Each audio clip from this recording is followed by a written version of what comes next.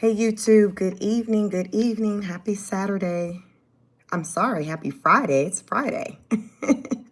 Happy Friday. Yes, I don't too often do lives on a Friday night, but occasionally I'll hit you with a Friday night special. So come on in. Happy Friday. Tomorrow I got a lot going on, so I likely will not be live. We'll see, but come on in. We're going to get to some things tonight, this Friday night. What's today? August 29th. Friday, August 29th. I want to talk all things Donald J. Trump, all things Chicago, Illinois, all things National Guards. The world, it feels like the world is in an uproar with this whole conversation centered around the National Guards going to Chicago. And it wasn't too long where the focus was on D.C. and them going to D.C. and how bad it was going to be. And fast forward, we're now 2 weeks into the whole experience with the National Guards being in D.C. I think they went on August 11th. So come on in. I don't want to get too much into it before y'all get in here. Come on in. I want to know how you all feel about the National Guards going to Chicago. Hey, what's up, Carlos? Let me know in the chat where you located.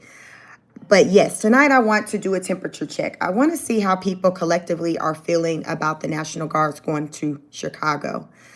Yeah, I'll share my opinions, my thoughts, and things like that. But I definitely want to hear yours as well, because it seems like people are divided. From what I'm seeing from my research, the locals are divided. But most of the people I hear talk about it that are local in Chicago that I've heard lately have been in support as far as with the regular people, the citizens of Chicago.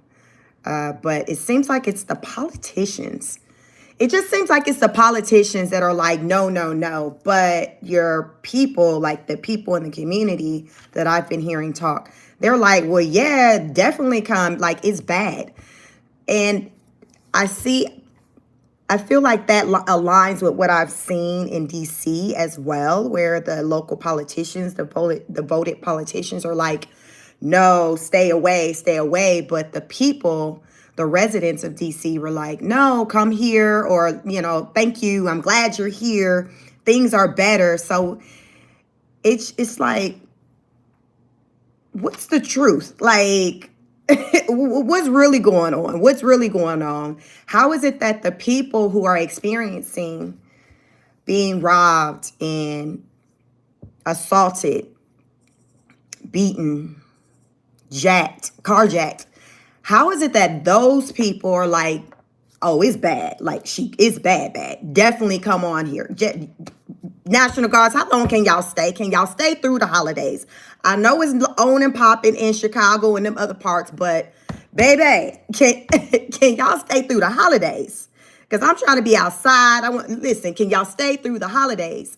So it's a different type of sentiment from the people who are residents of these cities versus like the politicians. Have y'all noticed that it's a different message? Like, the message coming from the politicians is like, no, don't come. Not only the politicians, but even like the law enforcement, the chief of the police or whoever. Have you noticed that they're like, no, don't come. You don't need to come. We got this. But it's like, well, do you really have this? Because according to these numbers, it's saying that you needed our help like yesterday. And we should have been out here during the Biden administration. Like, I want to talk about it because it's crazy. It's just like, somebody delusional. Y'all, I need to know. Maybe that's the question. I haven't done a poll tonight yet. But maybe that's the question. Who's delusional? The politicians? The local law enforcement? Or the people who live in these cities? Because somebody lying. I'm just saying, somebody lying, because the math ain't mathing. And how are these both groups? They're telling two different stories. So who do you believe? Do you believe the voted politician? Do you believe the chief of police? Or do you believe the people who are actually living in the community, the people who have businesses in the community, the people who have visited the community. Like, who do we believe? Because y'all, it's two different stories. It's like, it's two different stories. Who do you believe? And so where does the truth lie? And y'all remember the saying, the numbers don't lie, the numbers don't lie. But that's the thing, you all, because these cities are hollering like, yo, our stats are this, our crime rate is down. And I want to get into that tonight. I want to show y'all like the stats from what I've learned. But though it's like, you know, for example, DC, the Trump administration, they're investigating the DC. And because it's reason to believe that the numbers have been played with. Somebody been playing with the numbers because the math is not mathing. As far as they talk about what the crime rate looked like for the past couple of years, I guess year over year. And it's just like, if it's like that, why is all this still popping off? Like, you saying your crime was down last year 26%, but we're seeing all this activity in present time. It's not making sense. It's not making sense. So that's why they're kind of questioning it as to whether or not the data is correct. So it's just like, man, like it just makes it that much more challenging to know who to believe, because it's just like you say, oh, well, let me see the data. Let me see the numbers. And they present you the numbers, but the numbers don't align with the experiences that people are saying they're having. So it's like, hold on, Chemo Sabe, like, wait a minute. What's going on here? What is going on here? Asking all them questions. So people are asking questions. So Trump's like, don't worry about it. We're going to deep dive into them numbers. Don't even worry about it, y'all, because we're going to get down to the truth, because something ain't right. Something is not right. Something is not right. But it's cool, though. But what I want to show y'all is, before we head over to DC and talk about what's about to be popping off over there, I want to get into the numbers pertaining to DC. So before we go head over to Chicago, I'm sorry, I want to talk about DC. I want to talk about these numbers where I'm telling you there is like a discrepancy. So let me share my screen. Let me show you my screen at least. So this was an article I was looking at, and it said, this is from cbsnews.com. Y'all come on in. Like the video for me, please. I hope happy Friday. Like the video. CBS News analyzed DC crime data amid National Guard deployments. Here's what the numbers show. Y'all, so we just listen. We trying to see something over here. We trying to see something over here. We trying to see something over here. So we want to follow the numbers and just see, like, all right, then, Chic, you can have your opinion all you want. Your honor students, your subscribers, y'all can have your opinion all you want. But what they say, the numbers don't lie. Let's look at the data. Let's follow the numbers. All right, then, y'all, let's follow these numbers. So let's get it. Let's get down to it. It says, thank you so much for the super chat. Second coming. You said, I was a cop in D.C. I was told to loathe crime. I was told to lower the crime title to make the neighborhoods look good. I can believe that. I can believe that. Because what you're saying, Second Coming, it makes more sense. It aligns with what we're seeing. It doesn't make sense that the numbers are so great, but you got Trump administration talking about, no, we about to come up in there and clean things up.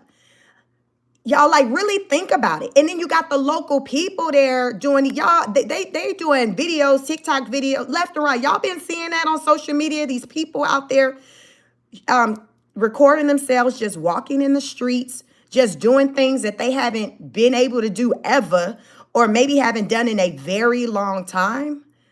Like, it's crazy. So check out this article. This is cbsnews.com.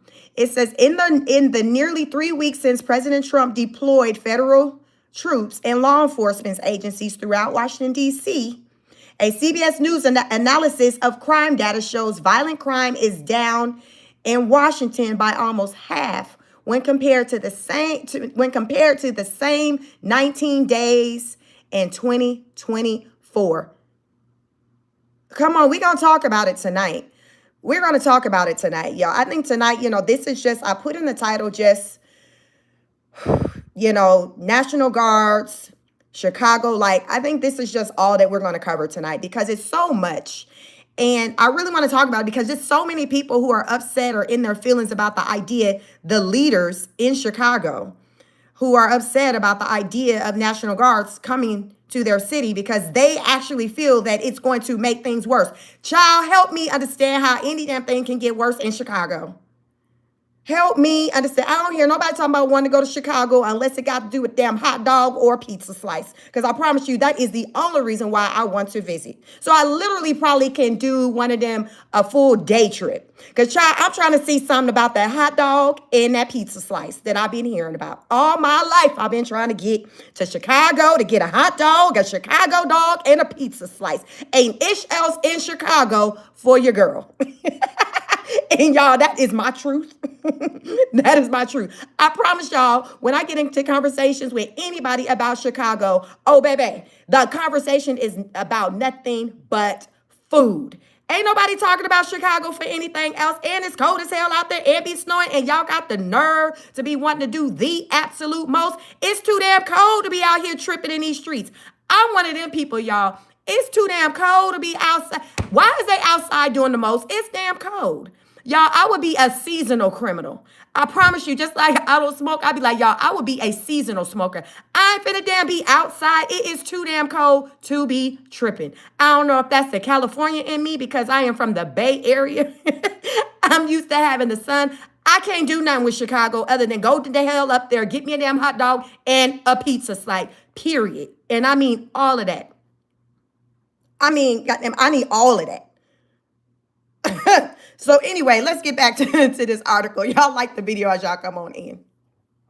The analysis revealing every crime incident reported to the District of Columbia's Metropolitan Police Department from August 7th through August 25th also shows violent crime is down in comparison to the 5-year average for same dates. Beyond crime, reported burglaries are also down 48% and car thefts have fallen 36%. How do you argue that? How do you argue that? Let's get it down. Let's go down below. Crime in DC down across most categories. Assault. Y'all look at this. Let me zoom in. Make sure y'all can see. Y'all, I am on CBSnews.com. It's saying, just in case if you can't really see it, assault in 2000 this time last year from August 7th through August 25. So keep this in mind as I'm comparing weeks to year over year from 24 to 25. August 7th through August 25th. Assaults in 2024, just 1 year ago underneath Biden regime, assaults were at 53%. This year underneath President Donald J. Trump, aka, okay, so some of y'all may want to know what the J. Some of y'all probably always want, what the hell do J stand for? Jaquavius. On my channel, it stands for Jaquavius. I don't know what the hell it stands for on anybody else's channel, but over here, it is Jaquavius. Don't ask me how the hell he spell it because I don't know. I can just tell you what the hell it stands for. Donald Jaquavius. Chic, how you know that's different? Because I heard this other content creator said the hell that's what it stood for. And I was like, sounds good to me. So that's the hell we doing over here too. Donald Jaquavius Trump. So in 2025, the assault rate was down to 43%. Y'all, that's a 10% difference. Let's move on to burglary. In 2024, it was at 77%. 2025, 40%. Y'all, that's almost like half. Y'all, look at these numbers. Homicide, 2024, 7%. 2025, 3%. Y'all see what that? Y'all, we trying to see something tonight. We trying to see something tonight. This is what they say, the numbers don't lie. These are the numbers. But you're not going to hear a lot of people really get into these numbers like this. See, this is a different kind of channel, y'all. This channel real different. Y'all might be like, what's her stance over here? What she be talking about? Let me explain it to those of you who are new to my channel. Hi, my name is Chic. My channel is Chic Speaks on it. And I talk all things positive on this channel. I have actually 2 channels. This channel is my political content channel. I talk all things politics.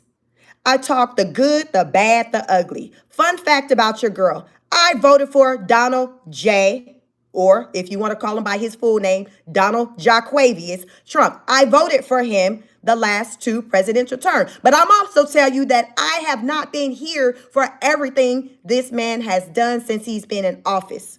So if you want to know the hell I'm not here for or what I am here for, it will behoove you to subscribe to this channel because you never know on what kind of smoke I'm going to give on any live, whether it's going to be smoke towards the red or smoke towards the blue. Y'all, this is just how we roll over here. We're unbiased.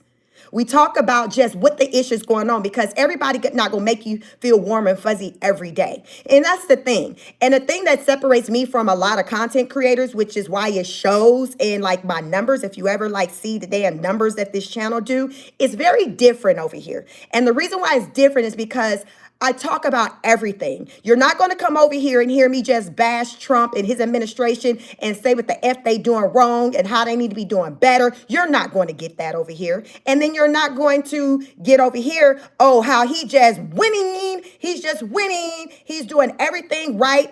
No, you're not getting that either. You're not getting that either. There's plenty of time he is pissing me the hell off. Y'all don't get me started about these damn Epstein files. That can be... Listen, don't get me started about them damn Epstein files. So if you want to know an area to where he get that smoke, let's all things Epstein. But the area to where he gets praise is going to be centered around immigration. Y'all see how it works over here? So if you're interested in anything that I got to damn say, even if you don't like me and you like the hell she got to talk about today, go ahead and subscribe to this channel. But that's what we all about over here.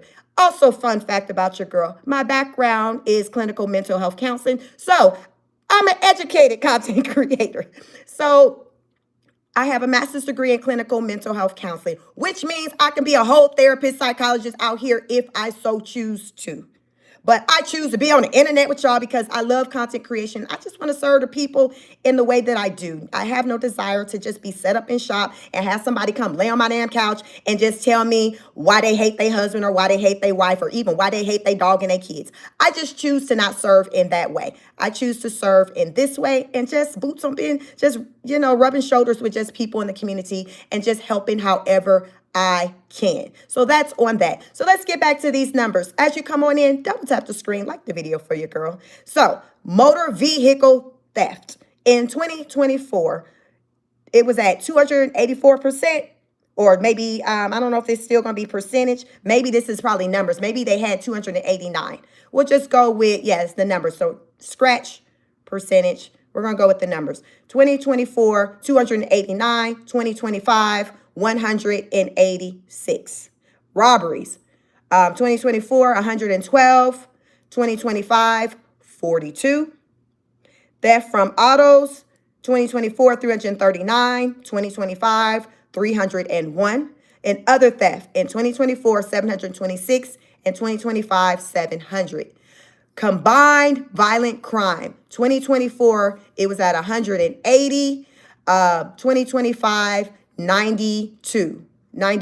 Y'all see them numbers? Every category has literally gone down by like a lot, like quite a bit. Like most of these categories, a lot of them, some of them is even like close to double digits, like crazy work. So again, I am on cbsnews.com. cbsnews.com. This is where I'm reading this data from. Violent crime, for example, in the 2 weeks prior to August 7th was down about 20% already from the same period in prior years, according to MPD data. Where are federal troops and law enforcement deployed? While some news reports and pundits suggest the deployment may have been in lower crime areas, CBS News analysis of the locations of the reported crimes in 2025 indicates that the federal government deployed troops and other federal law enforcement agencies, mostly in areas with higher and often much higher rates of crime, violent crime and gun crime than the average neighborhood across the city. Y'all, another fun fact I learned, and I don't see that as of yet talked about in this article. They said no Black people have been murked since the National Guards been in D.C. They said no Black people have been murked since the National Guards have been in D.C. And in comparison to normally, people are being murked maybe every day or every other day, some crazy number, some crazy stat. We may end up stumbling across that stat as we progress in this live. But that's just, something I want to throw out there, because as people talk about Black Lives Matter, protect Black people, do this, and that. According to this data, everybody being protected out here in DC. Everybody. These numbers that I just read wasn't centered on any one group of people. It was just the community. So that means white folks out here being safe, Black folks being safe, Hispanics, Asians, everybody is being safe. And that's what it's about. That is what it's about. Like, how do you argue that? But one thing somebody who don't like Trump gonna do, they gonna be willing to die on a cross to just go against whatever he got to say, even if it doesn't make sense. I am seeing that more and more. That's why I say that even though I told y'all I voted for the man, but I'm not above calling out things that I feel like that are not right, just like I'll call out things that I'm like, yo, like, give him his flowers for this because he did that. You see what I'm saying? Because I understand that people will disappoint you and people are not perfect. So you have to acknowledge their good and then also stop and deal with their bad and hold them accountable for that. And that's what I do on this channel. And it's very different from anywhere else, because usually people are hard right or hard left. It's not like that over here. That's not how I cover the content on this channel. That's what makes, I personally believe that's what makes my channel very different. Some people may, wonder like, damn, how does her channel do the numbers that they do? Y'all, that is the secret. It's an unbiased channel. Like, y'all, it ain't that, it's just unbiased. I come out here, I go live, I talk my talk, I tell my truth, and I base it off of the information that's being put out here. Y'all, we're going literally. I'm just reading this. I ain't damn freestyling. I'm out here. I'm reading information from this article, CBSnews.com. Like, y'all, I ain't making this shit up. I ain't making this ish up. I don't ever make anything up. I might say it in a way. I promise you, I'm going to always deliver the news in a way you ain't never heard it delivered before. So you probably going to have a key, but it's all based on truth. It's just, how I go about delivering. Check this out. Look at this picture. So what it says, comparing 2025 crime locations to federal employment. Large orange circles mark deployment locations compared with major crimes reported to the district police in 2025, including homicides, assaults, motor vehicle thefts, robberies, burglaries, and firearm-related offenses. What it says, click or hover over the circle to see more information. So I guess y'all see I hovered over that one. This one is saying theft auto day. That's July 22nd, 2025. So I guess that's the 7th Ward, Minnesota Ave. So this is where I guess that where they was at. Y'all, they was kind of, throughout. Y'all see all these red dots? You can hover if you want to see for yourself. This is CBSnews.com. Let me see what else they got in here for us. What else they saying? National Guard's role in D.C. In addition, more than 900 members of the D.C. National Guard who are deployed across the district, 6 Republican governors, West Virginia, South Carolina, Ohio, Mississippi, Louisiana, and Tennessee, have sent upwards of 1,300 combined additional members of their state's National Guard to the nation's capital. So, shit, all hands on deck, basically. The National Guard footprint thus far has been mostly limited to protecting federal buildings and parks, as well as patrolling 10 metro stations in the district. But in recent days, the service members started to assist with beautifications across the district, assisting in restoration projects in DC's federal parks, according to the Joint Task Force DC spokesperson. So, y'all, Trump and they are due, I think, sometime around September 12th, I think, is when the National Guards are supposed to raise up out of there, because they are only able to be there for like 30 days. After that, I think he would have to get some type of approval or something to kind of stay longer than that. So I think they will raise up out of there after their 30 days. And it said that by early next week, they will be heading to Chicago. They will be heading to Chicago. And the politicians are really upset and in their feelings about the situation.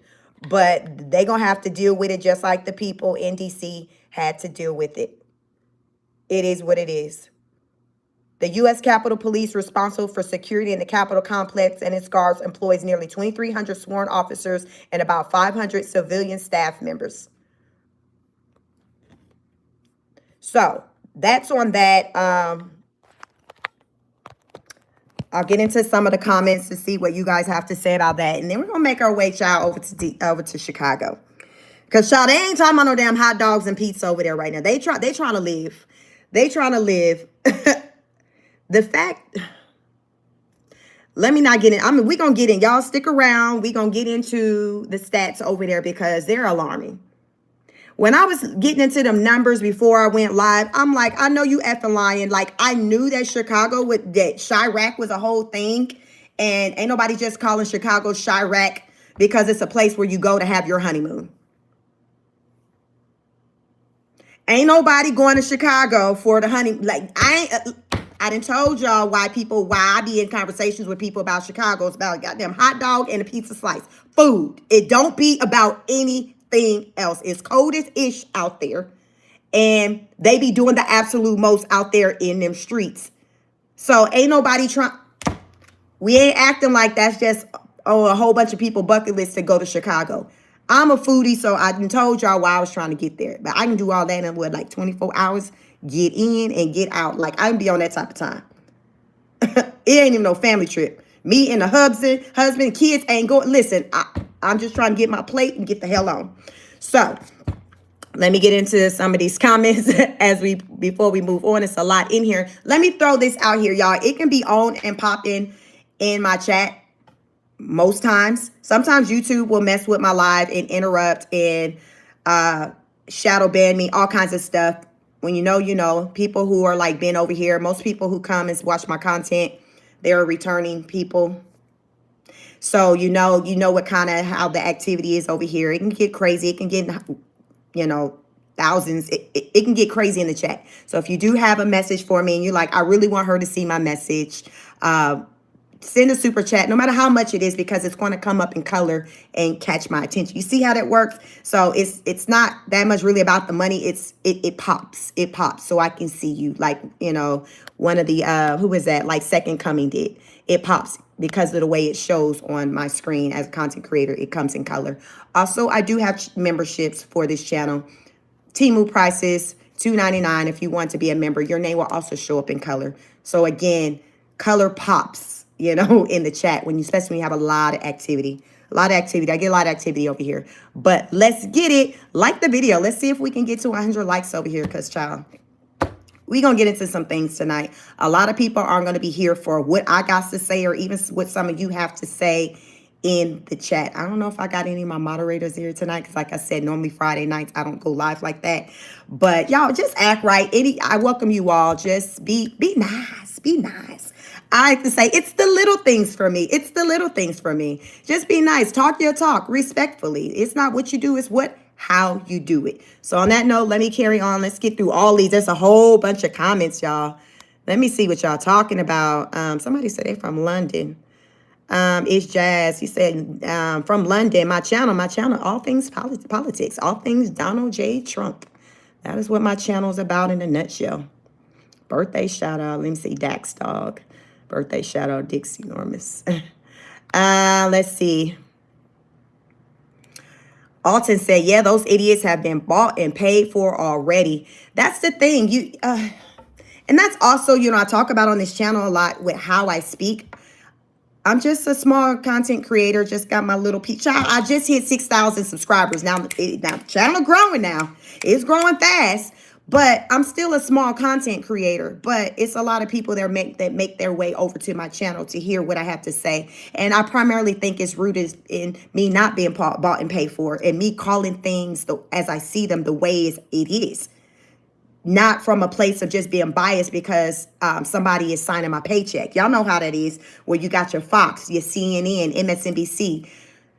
These places, if they don't like Trump, regardless if he's doing good or bad, they're going to always just talk bad. If they love Trump, regardless if he's doing good or bad, they're going to always talk good. You see what I'm saying? That's where that bought and paid for come from, because these people, their contracts, like they have to speak a certain way.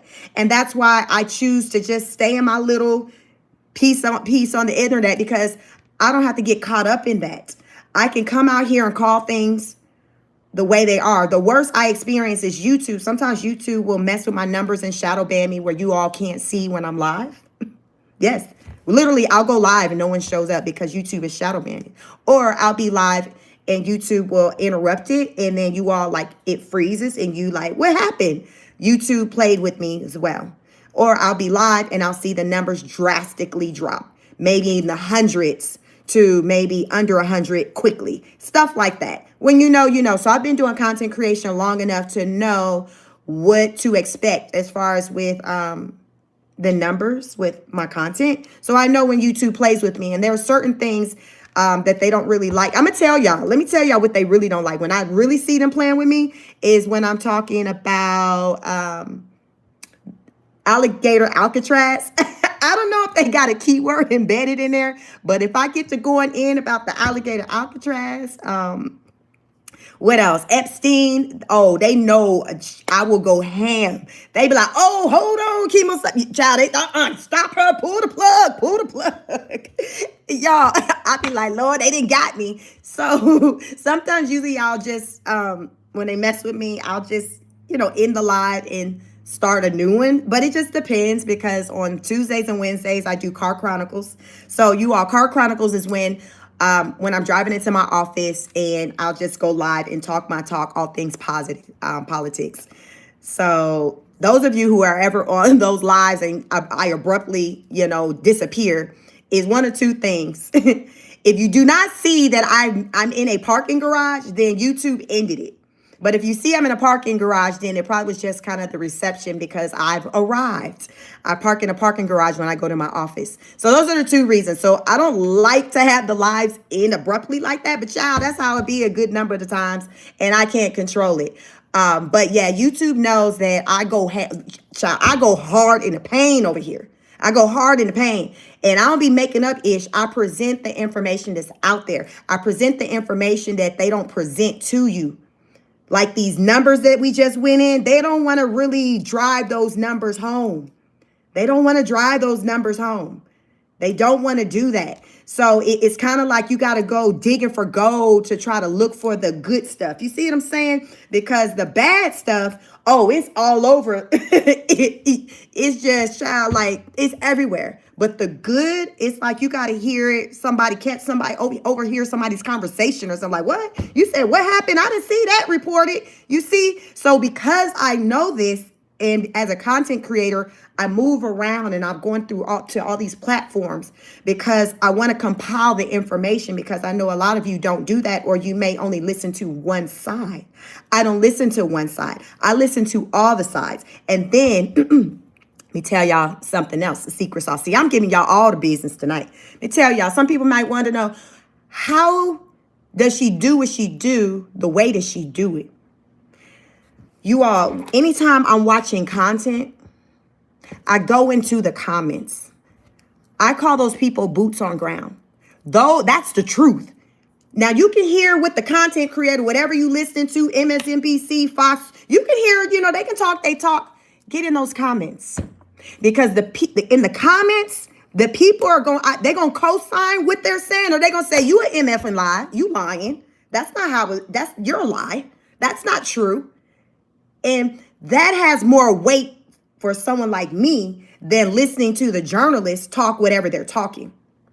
That's why it's with my channel, there's a lot of activity in my chats, because I consider people like you as boots on ground. You're the real life experience. You can tell me, Chic, I ain't seen it like this in DC. Like, the guy who did the super chat, who was that? What was his name? Second Coming. Boots on ground. He like, Chic, let me tell you what was happening when I was working in DC. You see what I'm saying? That has more weight to me than a politician getting on the screen talking about, we don't need your services. We're good over here. a sheriff or a police officer we don't need your services. We're good over here. No, no, no. Let me see what the people saying. Let me see. Hold on, sheriff. Let me get in the comments first. You hold that thought. Let me see what the people saying. Let me see if that's aligning with with what you saying. All right, then, well, sheriff, you just said, but Miss Brenda said her son and got jacked last week, and then his brother got jacked. You see what I'm saying? Come on. You got to use common sense and discernment. You can't just go off of what somebody's saying. Stop being lazy and do your own homework and footwork. That's everybody. Get up. Do your research. Stop just listening to what's being put out there. I just left D.C.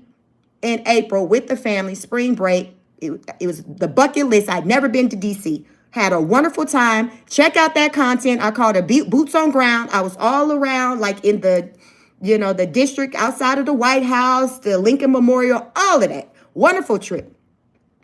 I walked away feeling like that was just such a wonderful trip. I took my mom. It was her birthday. Y'all, we had an awesome time. Felt safe. It was clean.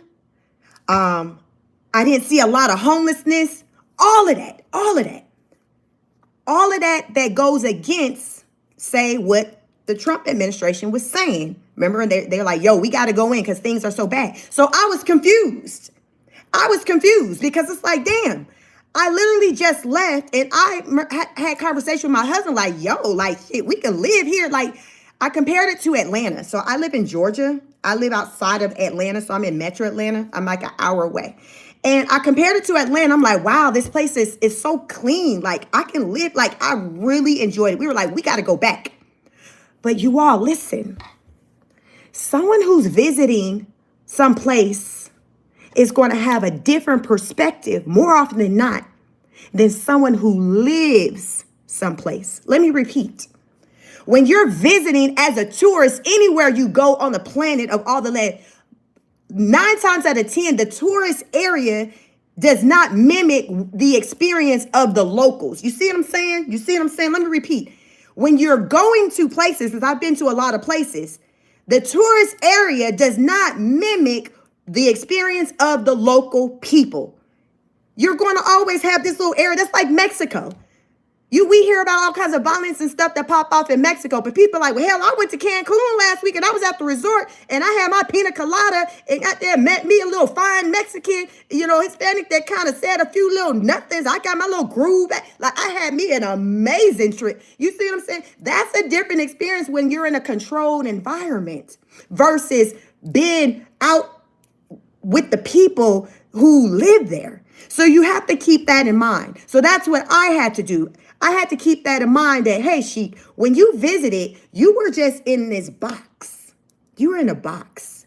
You didn't go down. And then even when you was in the box, you wasn't even there at night. Baby, whenever we went to D.C., we were always doing that during the day. We were back in Maryland where we had an Airbnb. And let me tell y'all a story time. Story time. Bad boys. What you gonna do? I had a real life experience feeling that shit. Y'all, one of them days, I told you I was there for like a week, 4-5 days. So we leave the Airbnb. We're staying in Maryland. So we're like, oh, okay. It might have been the first or second day that we were going to spend time in D.C. Maryland, we drive by this apartment complex. Child, why we see SWAT? Y'all, this happened so fast, I couldn't even pull because it messed my mind up. Bad boys. I'm an 80. Listen, I was born in 80. I grew up watching Bad Boys. And so I'm driving and it was on my side. My husband, he was like, oh, shit, there goes SWAT. I turned to the right, y'all. SWAT outside of this built, child, the same place where they said, we don't need you. Yes, SWAT deep. I ain't never seen nothing. I was like, oh my God. Like SWAT. And I ain't never seen that. Y'all, they had the vehicles, the big vehicles. You had the people in the street and they had their big rifles. Then I guess somebody was in the house and didn't want to damn come out. They was like, I ain't going out there. They deep. They were like, no, I'm just going to stay right here. I don't know what the thought was going on in their head, but they weren't trying to come outside. They were not trying to come outside. So you had these officers with these guns. And then it's like this apartment building. And then you had some people up there. Bad boys, what you gonna do? I wasn't ready. Am I Kevin Hart? I wasn't ready. That was so when I went to DC, it wasn't that type of vibe, but that's what I traveled through to get to DC. Y'all, that's a true story. I'm like, well, I'll be damned. All right, then. Welcome to Maryland, So I take into an account that when you're a visitor, Cadence, love you, girl. Thank you so much. Cadence says she do be speaking on it. Thank you so much. Listen, I'm going to talk about it, and I'm going to talk about it the way I speak, y'all. This is how I listen. The way I talk to y'all, I'm talking to y'all like y'all my friend, my cousin, my husband. Listen, we cool over here. I'm very comfortable on the internet, if you can't tell. But listen, child, I done passed the whole SWAT trying to get to damn DC. So now, as I'm thinking about what's popping off down there, I'm like, well, damn, shit, you can't be... Shit, remember when you passed SWAT? You had to get the hell out the way so they can go and do it. I'm like, damn, yeah, I was down there in the midst of that. So I guess I got my little experience, within a vicinity of how, it ain't like how them local governments saying it is, because I did witness some damn shit on and popping out there. Now, granted, it wasn't in D.C., but goddamn, it was a skip and a hop. Y'all know out there, all that stuff is very close by. I would always hear how it was, but it's very interesting. It's like DC, and then you got all this, everybody that's connected to it. Everybody's connected to it.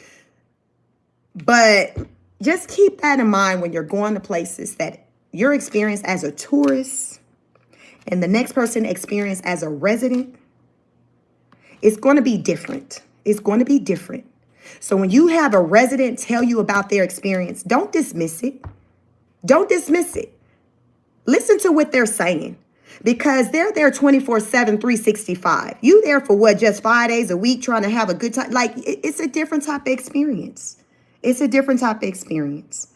So I'm taking that into an account as, as the information is coming out, and as people say, the politicians say, no, this, or we are good. And then the people are saying, no, we're not. No, we're not. Like, I can't really go outside like that. Not like that and feel like I'm safe. If I am going outside, I'm taking a risk. It's real different out here, and I don't like that. I don't like that. So I'm like, okay, I hear what y'all saying. So since Trump, the National Guards have been in D.C., it's been on some, okay, I really feel like that was just the thing to do. It was the right thing to do. And how do I argue? Like, what do I say against those numbers that I just read when they're favorable? What's up, Tim? What do I say and sound smart? Like, y'all, what I look like coming out here telling y'all, Trump, why he going up to these cities? So what them numbers like them? Them people got that. Let them people handle their own business. He need to mind his own business. Why he worried about black people anyway?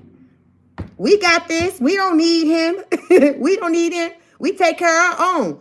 Do we? Are we? Are we? Because we taking one another out more than the next person taking us out. So do we really got our own people's back? We gonna talk about it. Or do we need this white man and these National Guards to come up in here and get some order? See, that's the part that it's the optics. People don't like that part. They don't like the part to where Trump and he's looking like a savior when it comes to us. But we've had we had so many opportunities to try to get it right ourselves. And it's been a miss.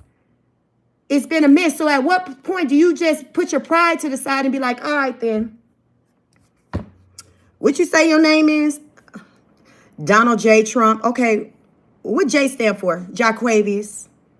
Okay, Donald J. Jaquavius Trump. All right, then. We down bad here. What you say you can do for us? Because we done tried this, that, and the third. What you say you can do for us? Because look, definition of insanity is doing the same thing over and over again and expecting a different outcome, just in case any of you didn't know. That's what the definition of insanity is. And it's time we do something different. And already with this different, just in DC alone, we're seeing positive impact as a result of the different. It's not negative. It's been positive, but it's not being covered by the media. It's not being covered by the media. I'll cover it over here. Like I said, I'll give Donald that work. I'll give Donald J. Trump that work when he deserves it. But then when I see that he's doing something good, I'm gonna talk about it over here. I'm going to talk about it over here. And when it comes to getting these cities in order, I'm here for it. I don't care what he looks like. Because at the end of the day, if him coming in and putting some order in place is saving the lives of people, especially people that look like me, I'm all here for it. I'm all here for it. I don't care what he looks like, what my savior, like, I don't care. I don't care. It's just, what are you here to do? Because a lot of times I've seen in my 44 years of living is that the people who got your back and who are willing to lend a helping hand, a lot of times they don't look like you. How many of y'all have ever experienced that? Where you got help and support from somebody that you never really would have expected it to come from. You like, my own sister ain't never done, and my own brother ain't never done that for me. You just literally just met somebody and they're talking about what they can do for you. Y'all ever experienced that where you be like, I'll be damned, where it's just some random person and you just talking and they start, well, I got this, and they start just lending that helping hand and you like, okay, like you're shooketh because it's just like, where did you come from? And a lot of times the Lord, like I'm a spiritual person, you ask and you shall receive. He will send help to you. It's none of your business how it's coming. Let me repeat. He will send help to you and in your life. It's none of your business how it's coming, meaning that just because it's coming from somebody that you didn't expect it to come from, don't mean that he didn't send that. It don't mean he didn't send that.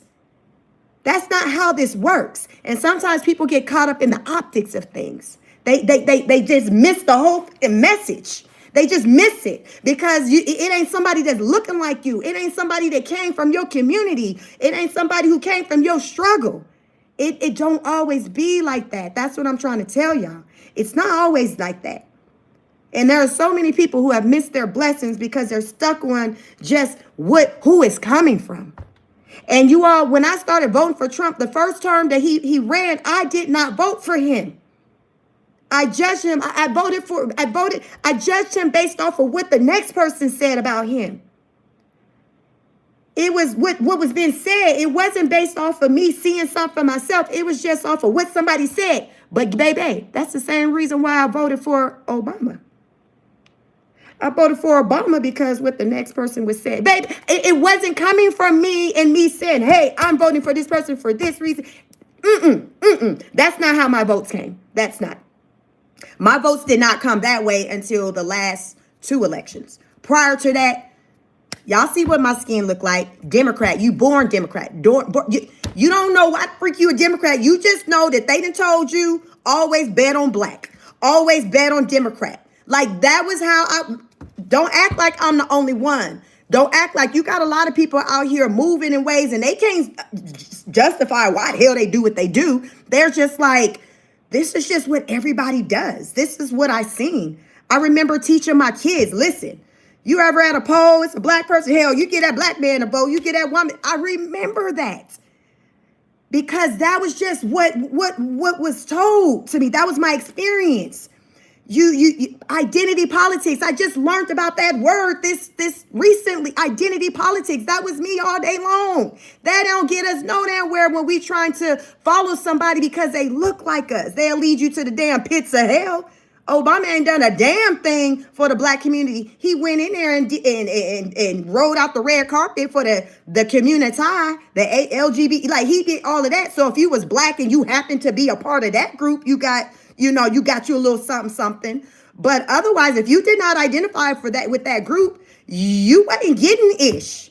So fool me once, shame on me. Shame on you. Fool me twice, shame on me. So when Kamala Harris came into the picture, I knew better then. And I'm like, you got me before. But here's the thing. This is how a lot of people felt. And a lot of people were mad about the black man's vote because they felt like he didn't want to vote for her because she was a woman. No.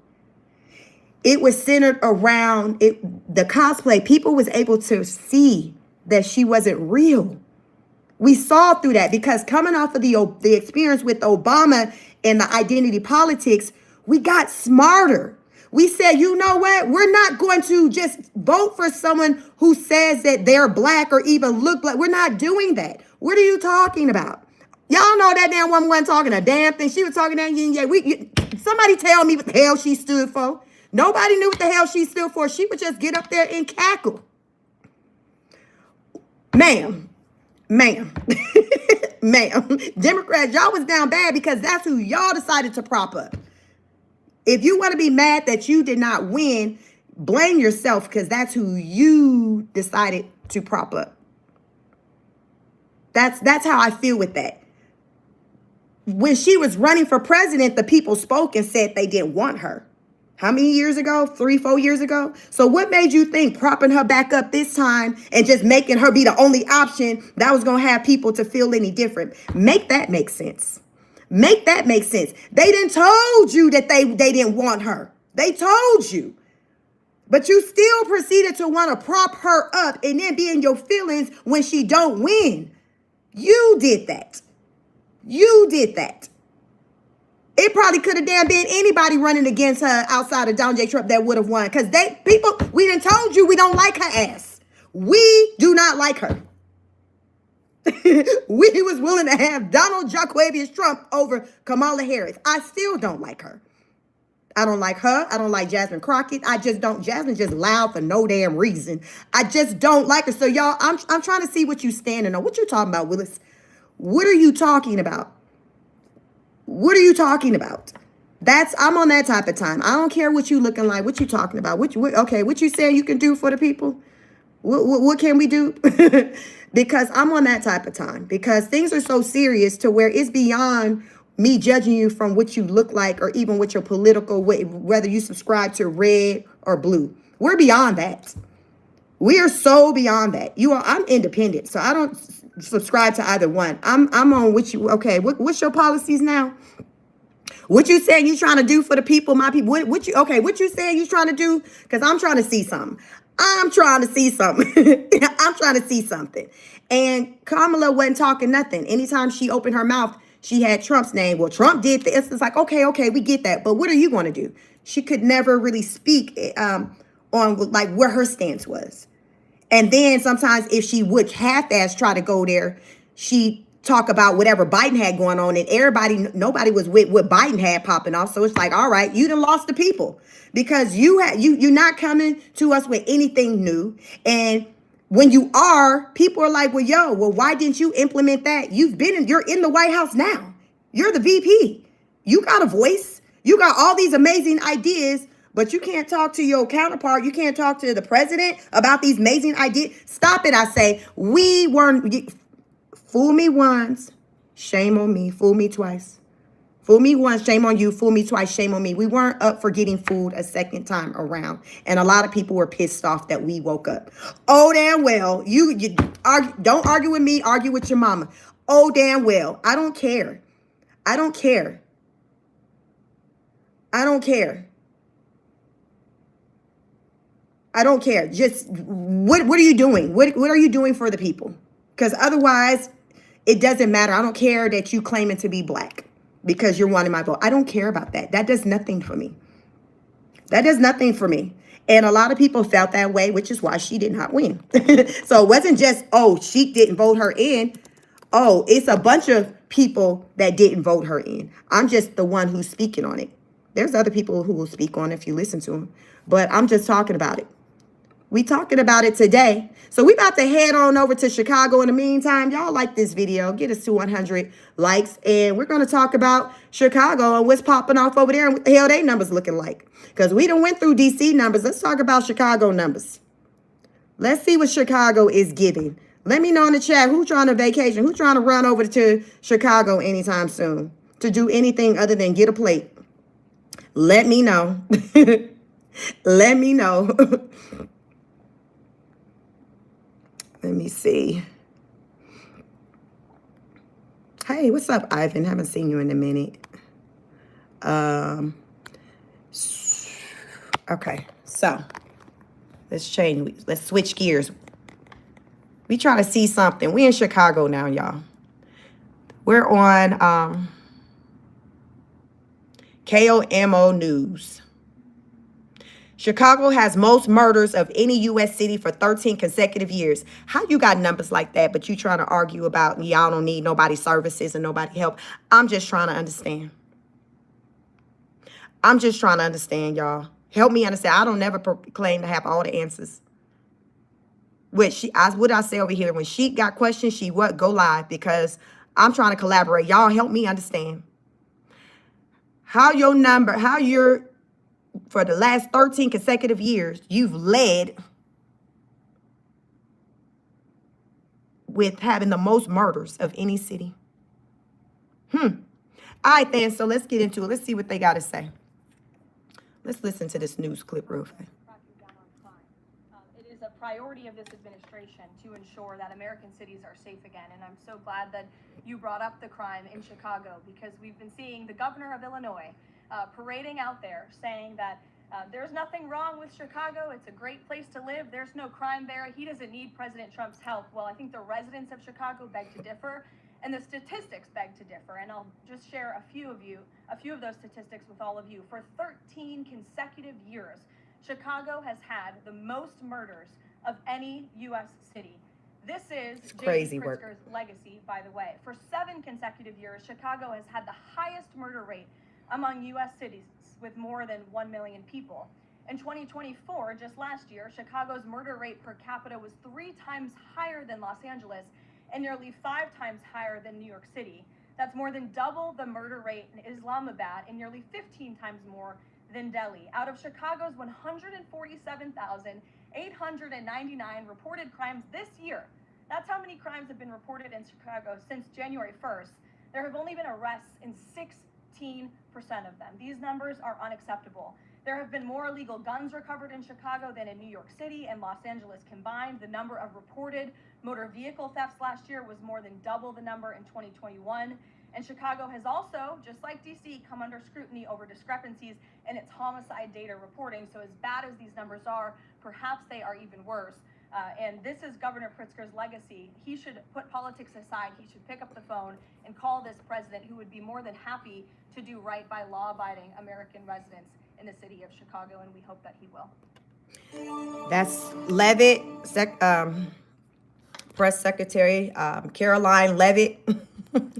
Someone's wanting to talk, who that woman? That's Caroline Levitt. So they're saying Chicago has the most murders of any U.S. city for the past 13 consecutive years. She also said for 7 straight years, Chicago has had the highest murder rate among U.S. cities with more than 1 million people.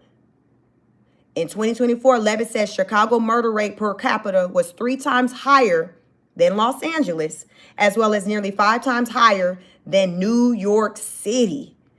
New York City, like who? Y'all know New York City. Remember New York Undercover? It be on and popping in New York City.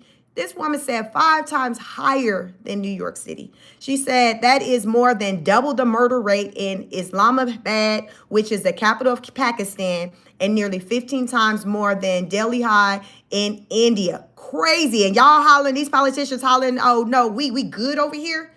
We Gucci over here. She also said out of Chicago's 147,899 reported crimes so far in 2025, there have been arrests in only 16% of the cases. Now, y'all, keep in mind that as of late, I've been covering on my channel AI and talking about, with the technology, how they got cameras everywhere. And we'll see in these movies, like the cameras that they have and how they can see all this stuff. But though you ain't solving crimes. Is that by design? Let's talk about it. You ain't seen a damn thing. You can't solve damn case, but though you got all these cameras, and let somebody roll up on some politician or something, y'all finna have them hemmed up, and y'all gonna solve that little situation, whatever that is, within 48 hours. Come on, we see it all the time. Y'all even remember when Jussie Smollett had lied and said he did whatever? They diligently got down to the bottom of whatever. Diligently. I don't think Jesse was banking on him, because he used to, like, oh, I'll do this in Chicago. They don't pay no attention out here. I'm just going to do a report, and it's going to sit there, because historically, that's normally what happened. But he wasn't expecting for them people to just really drill down and it's like, oh, snap. So y'all are capable of solving crimes. We saw that. Y'all, you are capable of solving crimes. But it just comes down to what if they're motivated by it. So it's like, are they motivated by wanting to fix the streets, clean up the streets in Chicago? Mark said they don't have them cameras in Chicago like everywhere else. I don't know about that. I think they just probably not utilizing or letting you be aware of it. But if they want to see something, they can see something. I feel like if they want to see something, they can see something. It's just that when it comes to the people within our communities, the black and brown people that look like me or maybe you, they're not motivated to want to resolve those crimes. They're not motivated by that. So I'm not going to say that they don't have cameras there. They just making it seem like they ain't got no resources to solve your crime. But in actuality, like I said, if something happened to somebody that looked like this woman on the screen, she got some money, some paper. Oh, they finna solve that crime. What's the last crime we damn seen lately as of late where somebody of some substance that had some money that looked like this woman on the screen or the color of this woman and the crime went unsolved? Let's talk about it. We gonna talk about it. When's the last time you heard of a case where something grimy happened to somebody that looked like this woman on this screen and it just went unsolved? And we don't hear nothing else about it. No, they're going to continue to work the case until they have their lead. Y'all, don't come over here playing now. That's what don't play with me on this Friday. Don't come over here playing like you don't know the hell going on out here in these streets. Stop playing crazy. Stop playing crazy. They're not motivated to solve a lot of these cases when it's people that don't look like this woman on the screen. Or if it's not a man that look like her, affluent people with money, they're not motivated. So that's why we see numbers as low as 16% of the cases resolved. But they damn sure got down to that Jussie Smollett situation. They got down to that because he inserted MAGA into it. You got to pay attention, y'all. He wasn't expecting for them to get down to it like that because historically they don't get down to business like that. They're like, oh, that's another crime against a black person. He's not. But they handled it very differently. He wasn't ready. He wasn't ready for them actually rolling up their sleeves and putting in the work. He was not ready. And Trump now, fast forward to today, Trump like, yo, we finna go into all the cities and treat everybody like they look like this woman on this screen. We finna go into these cities and protect everybody. Everybody, listen, for 30 days, everybody, all the women gonna look like Caroline. Everybody gonna get the Caroline Levitt treatment where your life is going to feel valued. And that's not something we're used to. That is not, and that's why people within these communities are here for like, oh my God, I'm so happy that you care and you want to prioritize my safety because I'm not used to having that take place. People coming in and wanting to just prioritize my safety. I've just never seen that in all my life. All my life I had to fight. Like a lot of people aren't used to that type of treatment. And then these politicians, somehow they benefit financially from just the shenanigans that they do in these states that keeps them down bad. Why is it that most of the cities that's mostly down bad are Democratic ran states? What's the deal with that? Why do you all think that is? Why is it that more of the worst cities are usually a Democrat ran city? A Democrat-led city. Why is that? You all, it has to be something systematic because ain't no way it's a coincidence. Ain't no freaking way it's a coincidence. Ain't no way. You cannot make me believe that it's a coincidence that predominantly the worst cities are Democrat governed cities. I don't believe in coincidences. No, this is systematic. This is systematic. So I want you all to hear what some of the, what people, remember I say I like to listen, Kristen said it's not a coincidence. I like to listen to like, well, what people are saying, like, because we're hearing these politicians saying, no, don't come here. We don't need you or whatever. But it's just like, well, what are the people saying? What are the people saying? So I have two videos I want to share where there's people who are, kind of, sharing their opinions, because that's what I want to hear. I want to know what they're saying, because they're the ones who were living there. So it's like, do you want Trump to come to Chicago or no? Like, what you want? Ma'am, Miss Lady, sir, what do you want? Talk to me. Tell Chic, what do you want? You want Trump and his folks to come up into your city, or you like, nah, we good? So come on in, like the video. We got 75 likes. Let's see if we can get to 100. Uh-oh. Hold on, drop the phone. Let's see. So come on in. Let's hear what they got to say. For the top of the hour, Illinois lawmakers continue to push back against President Trump sending the National Guard to Chicago. Chicago's mayor, Brandon Johnson, very unpopular, saying this, quote, "I urge our federal government to listen to the advocates, experts, and Chicagoans who are calling for resources that stop the endless flow of guns, and as well as transformational investing in housing, education, mental health, and community safety. These are the same investments that are leading to historic reductions in crime and violence throughout the recent years." But take a look at this timeline over the weekend, where the city saw 36 shootings that left 6 people dead. That's progress. We're joined now by Kata Truss. She's a longtime Chicago resident and community roundtable director. So what the mayor's pointing to is murder being down 50%, robbery down 50%. But there are some really disturbing numbers when it comes to carjacking and other areas, like burglary being up, felony theft being up 46%, misdemeanor theft up 61%, and motor vehicle theft 80%. So Kata, tell me, do you guys need help?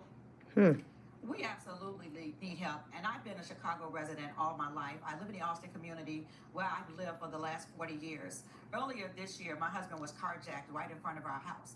And so if you ask me, if you ask any victim of a violent crime, how they feel about crime in the city of Chicago, any of us will tell you that we are not safe, that we don't feel safe. We don't feel that our police department is doing enough. And whether it's because of resources or the amount of money that the city is spending or has to spend on violence prevention, I can't necessarily speak to that. I'm sure that more money would help, but I'm not even sure if I want to see more money come here, considering the misuse of the monies that this government has had thus far.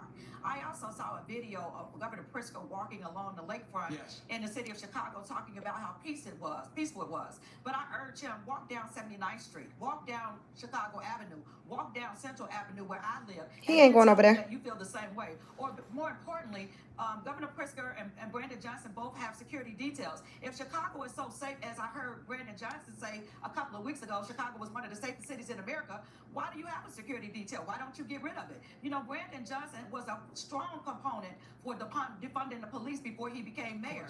I don't see him talking about that now. Those talking points are not a part of what you hear him saying. And so also talk to those people, those business owners who are being robbed weekly and are afraid to open their businesses, don't know if their business are going to be able to survive because they're constantly being robbed. Ask those people how they feel about crime here in Chicago. Ask those 3 senior citizens who were gunned down in front of their senior building a couple of weeks ago how they feel about violent crime in the city of Chicago. And so for our elected officials to stand and to say that the city is safe and that the crime is not that bad is a myth.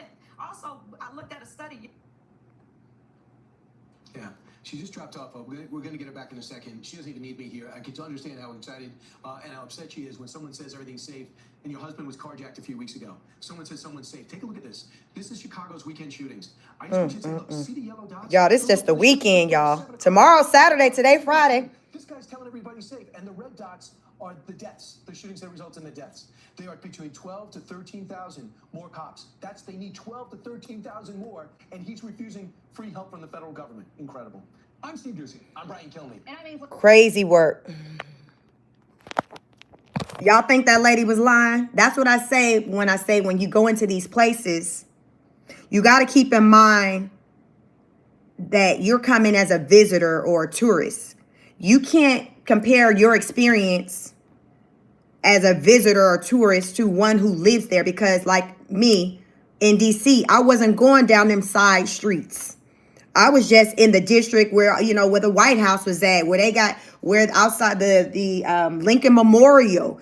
It was a controlled environment. I didn't go in any of the side streets like she said in Chicago, where she's like, yo, Governor Pritzker, go on them side streets. Mayor Johnson, go on them side streets. You don't go on them side streets. You stay in these parts. These parts are protected. But you're not going over in those parts where it's getting on, where it's on and popping. You're not going over there. But guess what? When Trump and them folks, when them National Guards, they roll up in there, that's supposed to be early next week, coming off of the holiday, They finna be over in them parts. I heard that the Trump them, they're gonna be near O Block. O Block is like this hood that's really crime infested area. And a lot of, I first learned about that area from just rappers and things coming out of that community and dying and all kinds of just negative stuff. So from what I'm hearing is that they're supposed to be kind of over in them parts, but that is where it's on and popping. That's where they need to be. Like, right, like go where crime is taking place so you can clean it up. How do you fight against that? Like, it makes no sense that you're fighting against someone who wants to come in and help. Do you not want to improve the crime in your city? Like, are you like, nah, like we good with these numbers. We don't need, anybody coming in to help us. Our numbers are fine. They're fine. They're not that bad. And it's just like, no, according to these stats, oh, they bad. It's the reason why they call y'all Chirac. They bad. So how do you have a strong argument to say, no, we don't want you coming here. We don't need you coming here. Make it make sense. But I got one more video to show y'all. Let me show y'all Donald Trump and some more people giving their opinions about the National Guards going to Chicago. It's a mess. You have an incompetent mayor, grossly incompetent. And we'll straighten that one out probably next. That'll be our next one after this. Like the video as you come on in. Happy Friday. And the people in Chicago, Mr. Vice President, are screaming for us to come. They're wearing red hats, just like this one. But they're wearing red hats. African-American ladies, beautiful ladies, are saying, please, President Trump, come to Chicago. Please. I did great with the black vote, as you know, and they want something to happen. So I think Chicago will be our next, and then we'll help with New York, and we're going to help with. And I think a lot of these people that you see on television, they're including the people in this audience. They'll say bad things about me, and then they'll say, thank God he's here, because half of them got mugged, and they don't want to get mugged again. You said Chicago might be next. Are you making, have there been concrete steps that the administration is taking to do that, or what are other cities as well? I haven't spoken to him. He's grossly incompetent. I haven't spoken to him. No, when we're ready, we'll go in and we'll straighten out Chicago, just like we did D.C. Chicago is very dangerous. Great place. I built great stuff there. I have the most beautiful building in Chicago, I think. But I hate to see what's happened to Chicago. I've been living here for 57 years, and I feel very safe in Chicago. I think it's a very safe community. You know, I travel a lot, and I go to a lot of other places that are much more drug infested and than Chicago.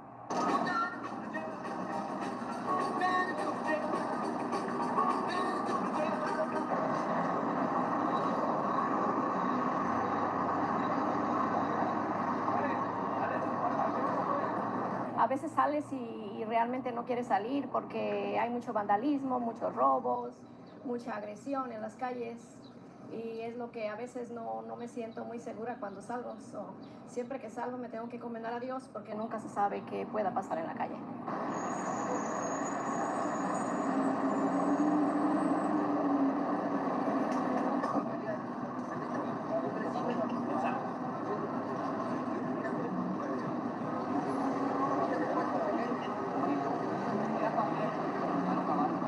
I do feel safe in Chicago. We have a lot of community members around town that are supportive of one another, and we watch out for each other. But also, we can just go around whenever we feel safe. If there is concerns, we can always walk into a building and make sure that our security is working with us to ensure our safety.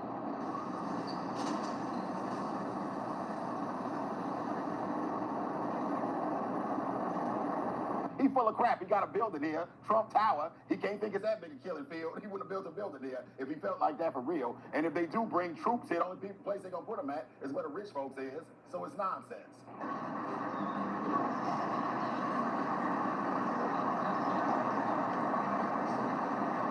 The empirical data is very clear that the Chicago trend is extremely positive. The last 12 months, the nation has seen a 20% decline in homicide. Chicago has seen a 30% decline in homicide. Chicago is doing better than the rest of the country on a lot of really important measures. So it doesn't seem like this moment is a crisis.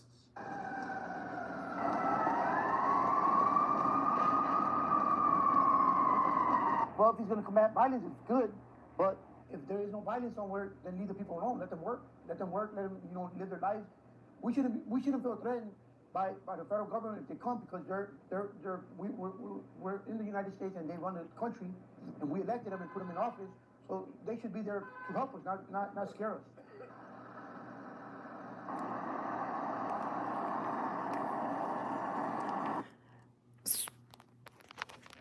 It doesn't make sense that everything's all good when they're still leading when it comes to murders for the past 13 consecutive years. Think about it. Some of y'all may have children that are 13 years old. Think about that city leading in homicides and murders for 13 consecutive years. So you got that little fact, and then you listen to someone say, I feel safe here. Everything's fine. I went to other cities and it's worse there. Sometimes I feel like, or a lot of times I feel like there are so many people who just don't like Trump. So if Trump says the sky is blue, they're going to argue and say it's green just to go against him. Whereas if it was someone who they liked that said that very thing, they would co-sign it and say, you're right. You see what I'm saying? So that's what I see a lot of that takes place in politics, is that because it's the messenger. And a lot of like the things that Trump, how he's moving, the things he's saying, people are having problem with it only because it's coming from him. Not of what he's saying or doing, but the fact that it's him. Because even when we look at immigration, and they was like, to date, there's been about 350,000 illegal immigrants that's been removed from the U.S. They said when Obama was last in office, in 1 year, he moved, I think they said 319,000. I have no memory of there being an uproar when Obama was cracking down on illegal immigration, or even when he had the babies at the border in cages. Y'all remember that? So when people would cross the border and when there were children, he actually, I don't know how he came up with this idea, but he had the kids in cages. They were in cages. So to me, that was worse than the alligator Alcatraz situation. And I wasn't even, child, we talked about that. They were in cages, but I don't recall it being a big thing in the news that he was keeping babies in cages. Whereas Trump comes in, he ain't did nothing specifically to babies to mistreat them. And he's dealing with, the adults and saying, hey, you can't do this. And it looks nothing the way he's doing it. But it's a whole problem with him saying, hey, you can't be here. You've overstayed. Like, what's the difference? You see him? It's like, why is it different that Trump's doing it? What's different about it? Like, what's the problem? Obama was doing it too. It's crazy. So I think it's just, with him being the person behind it, the messenger, not the message, but the messenger. I think there lies the issue with a lot of what we got going on, to where if we just replace Trump, put somebody else there, then it'll be like, oh, okay, yeah, that makes sense. Candy James, thank you for the $2 super chat. I appreciate you. It's like, okay, yeah, that makes sense. That's why I really believe that a lot of the shenanigans and the people that's giving him pushback, it's just centered on the fact that it's coming from him. It's not centered around like really what he's doing. It's because it's like, why he got to be the one to do it?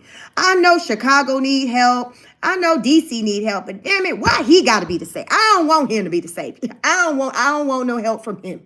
I know I need help, but I don't want it to come from him. And that's why I talk about, for those who may just now join this live, I said, the Lord works in mysterious ways. And sometimes he will send people in your life that you would have never thought would come into your life to be the person to help you out, to help you through tough times, to be your savior. So we can't get caught up in the optics of, okay, who the help is coming from. Because guess what? That part is none of your business. Your prayer was, hey, I need help. I need a job. I need someone to clean up these streets. I need to save my kids. I don't want them caught up in this gang. I need all these. And then someone comes into your life, and a lot of times they don't look the way you thought they was going to look. They a lot of times don't look like you. That's why I'm like, how many of you have had people come into your life and help you through something and they don't look like you?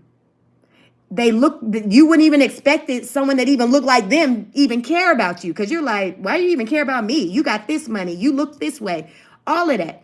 But that doesn't matter, because it's about it's about what's coming to you. It's about the blessing. It's about the help that's been sent that you can receive if you so choose to. And so many people block their blessings because they're worried about the wrong things. And to me, I look at this situation with Trump coming into these crime-infested cities as a blessing to come in and to save lives and to clean up these communities so people can start back feeling safe again. Because I don't think anyone should feel unsafe in their community. People work too hard, pay too much money in taxes to feel like they can't go out and enjoy the things that they're contributing to in their communities. That's not fair, and it shouldn't be that way. And unfortunately, it's that way in so many cities across the U.S., and it's very sad. And I honestly can't imagine living in a community where that was my experience. I live in Georgia. We do have the city of Atlanta. I live outside of the city limits.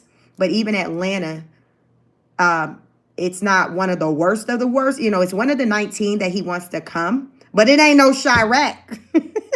It ain't that. It ain't that. But I don't even live in the inner city of Atlanta to experience all of that pops off there. But I'm still an advocate of, if there are opportunities to clean things up and to make things better, I'm here for it. And a lot of times, I think with a lot of these people who are giving all this pushback, if you living right, you shouldn't have anything to worry about that. I think a lot of people who know that they not on the up and up, and they know their kids ain't on the up and up, and they man ain't on the up and up, they brother, they uncle, they daddy, they mama, they sister ain't on the up and up. I think a lot of them are the ones who were like, no, don't come here. Because they already know what type of time they own. They already know what type of time they own, and they don't want him coming in there throwing a monkey wrench in their little situation. Because they got them a whole little situation going on. They like, we don't need them coming up in these parts messing up this situation, because we trying to get to this money, and we got us a little plan, a little ring, a little situation going on. So Trump and these National Guards coming up in here, it's going to mess that up. And I think that's what's going on with a lot of these, with people who are giving a lot of the pushback, including the politicians. Because how many of y'all really believe that these politicians be on the up and up? Y'all think these politicians only make money from their salaries? I'm just asking a question. I'm just asking a question. Do y'all think they only make money from their salaries? I say a lot on any of my platforms that, y'all, the things that we see in movies, don't think that that's just Hollywood and that's not real. The things that we see in movies and on the big screen, a lot of that ish is popping off like that. You may not have seen it. You may not have seen it, but when you see the politicians being slid a few dollars for these contracts, and y'all, when you're watching these movies, yes, it's entertainment. Watching these shows is entertainment, but don't sit in it just being entertained. Keep in mind that what you're watching, it is very likely happening already, and you've seen it or will see it. But it's a thing. It is a thing. It's programming. It's putting it in your face of what's taking place. So one day when you do see it, you be like, damn, I remember seeing that in CSI. You can recall back to where you seen something like that at. Y'all, but all of this stuff is programming. So it's not just entertainment. This stuff is real. I do not believe that these politicians are making their money just from a federal check, a state check, or whatever. No. Nuh-uh. They got other little situations going on too. That's why I say, why is it that the Democratic states are down bad? It's systematic. It's systematic. Because you don't want this help to come in and clean up your streets. So who are you protecting? Because you dang sure aren't protecting the people in the community. So are you protecting the people who are doing the absolute most in the community? Let's talk about it. Who are we really protecting? Who are you protecting? Because you're telling the National Guard, no, don't come up in here. We good, we got this. But you're for the 13th year, you've been number one with murders, homicides. Like, how, Sway? How? They call your city Chirac. Help me understand. Help me, help you, help me, help you. It doesn't make sense. So it's giving that there is something unclean with the milk. It's giving that there is something behind the scenes, some conversations that these politicians are having with these people who ain't on the up and up. And then people saying, listen, you know I be paying you all this money, so politician, I'm going to need for you to go handle that. How many times have we seen that play out in the movies? So that's what I'm saying. It ain't just Hollywood. These people making money. They're getting paid money. Listen, I pay you to go handle that. Now go handle that. That is the message. They know what it means if they don't handle it. They already know. It's all kind of, what's understood don't need to be said. I repeat, what's understood don't need to be said. So these politicians, like, listen, they got to get on this camera and do what they're told to do, because a lot of them, people are lining their pockets and controlling them. People are lining these politicians' pockets and controlling them, just as with the same with even like news outlets. And so my little piece of the internet, it doesn't operate that way. And that's also many times people have asked me about politics and if I would ever be a part of politics. I say no, because I feel like when people enter politics, more often than not, they become somebody else. I think most people enter politics with good intentions, but then once they get in, they start to see some things. And then they find themselves in compromising positions. And then they start to move in a certain way for reasons that may be centered around protection of themselves, their families, their loved ones, bought and paid for. And a lot of times their lives may be on the line. So they got to do what they got to do to protect themselves, their family, their loved ones. And so because I have an understanding of that, I don't have the desire to even enter into that world. I view Hollywood the same way with celebrity. I view it all the same way. Mark says money. It is all this, it is all about money. Yes, I view Hollywood the same way. It's just like once you get into that world, it's like it's no turning back, because you see things. And once you see something, you can't unsee it. So now they know that you're aware of what's going on. And they have to make sure that you're going to keep that secret. So that's when things come into play, where they put you in these compromising positions to where they learn things about you, set you up to where it's like, all right, then, well, I got this on you. So if you don't do what I need for you to do, then I'm about to do this. Life's about choices. So what you want, player? What you want, sister girl? So I understand that is what happens in these worlds where there's money in it, where there's a lot of money. And I understand that. So I'm good with staying in my lane on my level and not playing in the field with other people, because I don't have to then speak a certain way because of somebody saying, well, if you don't do this or speak this way, I'm going to do that. You see what I'm saying? Where you get yourself caught up in a situation to where you're now, you've changed. You've lost all your moral compass, your values. You can't even look at yourself in the mirror anymore. You can't even sleep at night. You start looking old as hell like Carol B. Lyon Levitt. Somebody in the comments said, that ain't Carol. I thought she was under 30. Why she looks so old? Yes, that woman definitely, I'm 44, and Carol B. Lyon definitely looks older than me. So this is what happens. This is what happens. Can y'all imagine what the type of information that she's learned since she's been working in government in the White House? Just really think about it. Because y'all know Elon came out talking. And you ain't supposed to be talking. Elon like, F that, I'm telling whatever. But the message is you're not supposed to talk. So that's a lot of weight on someone when you're learning about all this ish. And you got to keep it to yourself. You can't go out there and talk about it. That can really weigh on you. So I get it. So, I mean, I'm good with being over here with you all, talking to you all, versus kind of playing with the big dogs, being out there. Now, I personally find it safer in the world that I'm in versus the world that these politicians are in, or the rich, the famous, the elite are in. What they say, more money, more problems. More money, more problems. And that's real. That is real. Let me get y'all, come on in, like the video. Let me try to get through, look at some more of these comments that they're coming in. Bobby Jean said, movies and art are another way to normalize things we are not yet programmed about systematically. Yes. It's the setup. It's the play.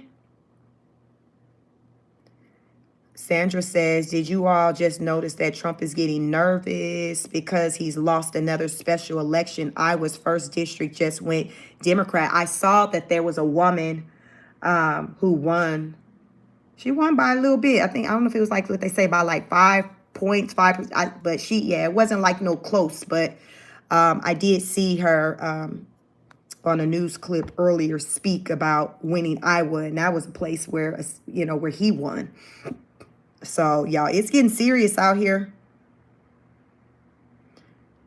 Let's see. Dream Merrick says, God doesn't arrest or prosecute people.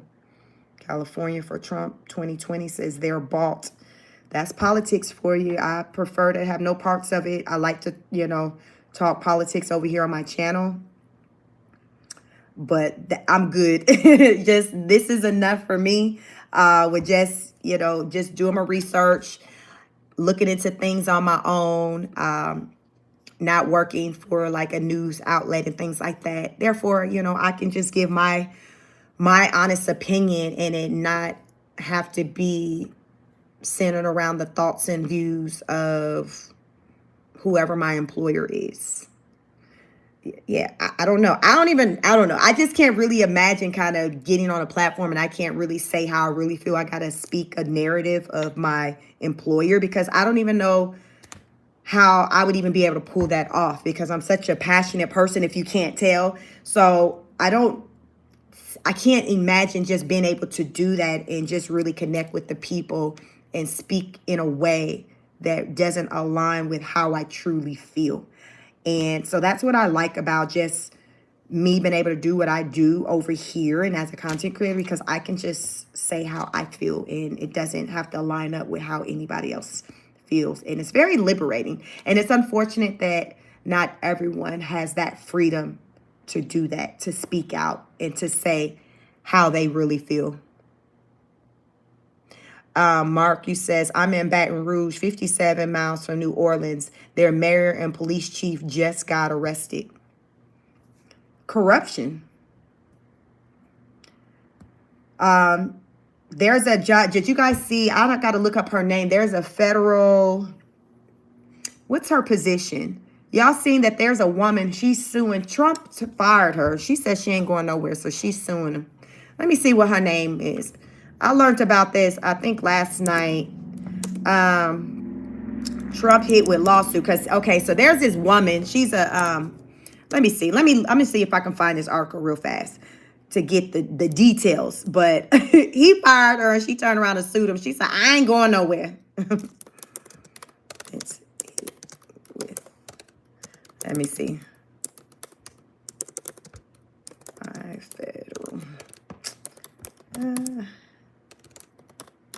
Federal worker. Let me see. Okay, what's her name? What's her name? Let me see.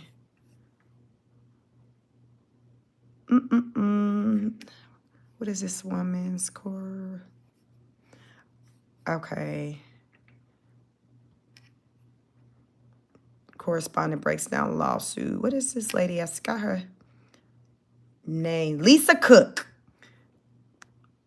Lisa Cook.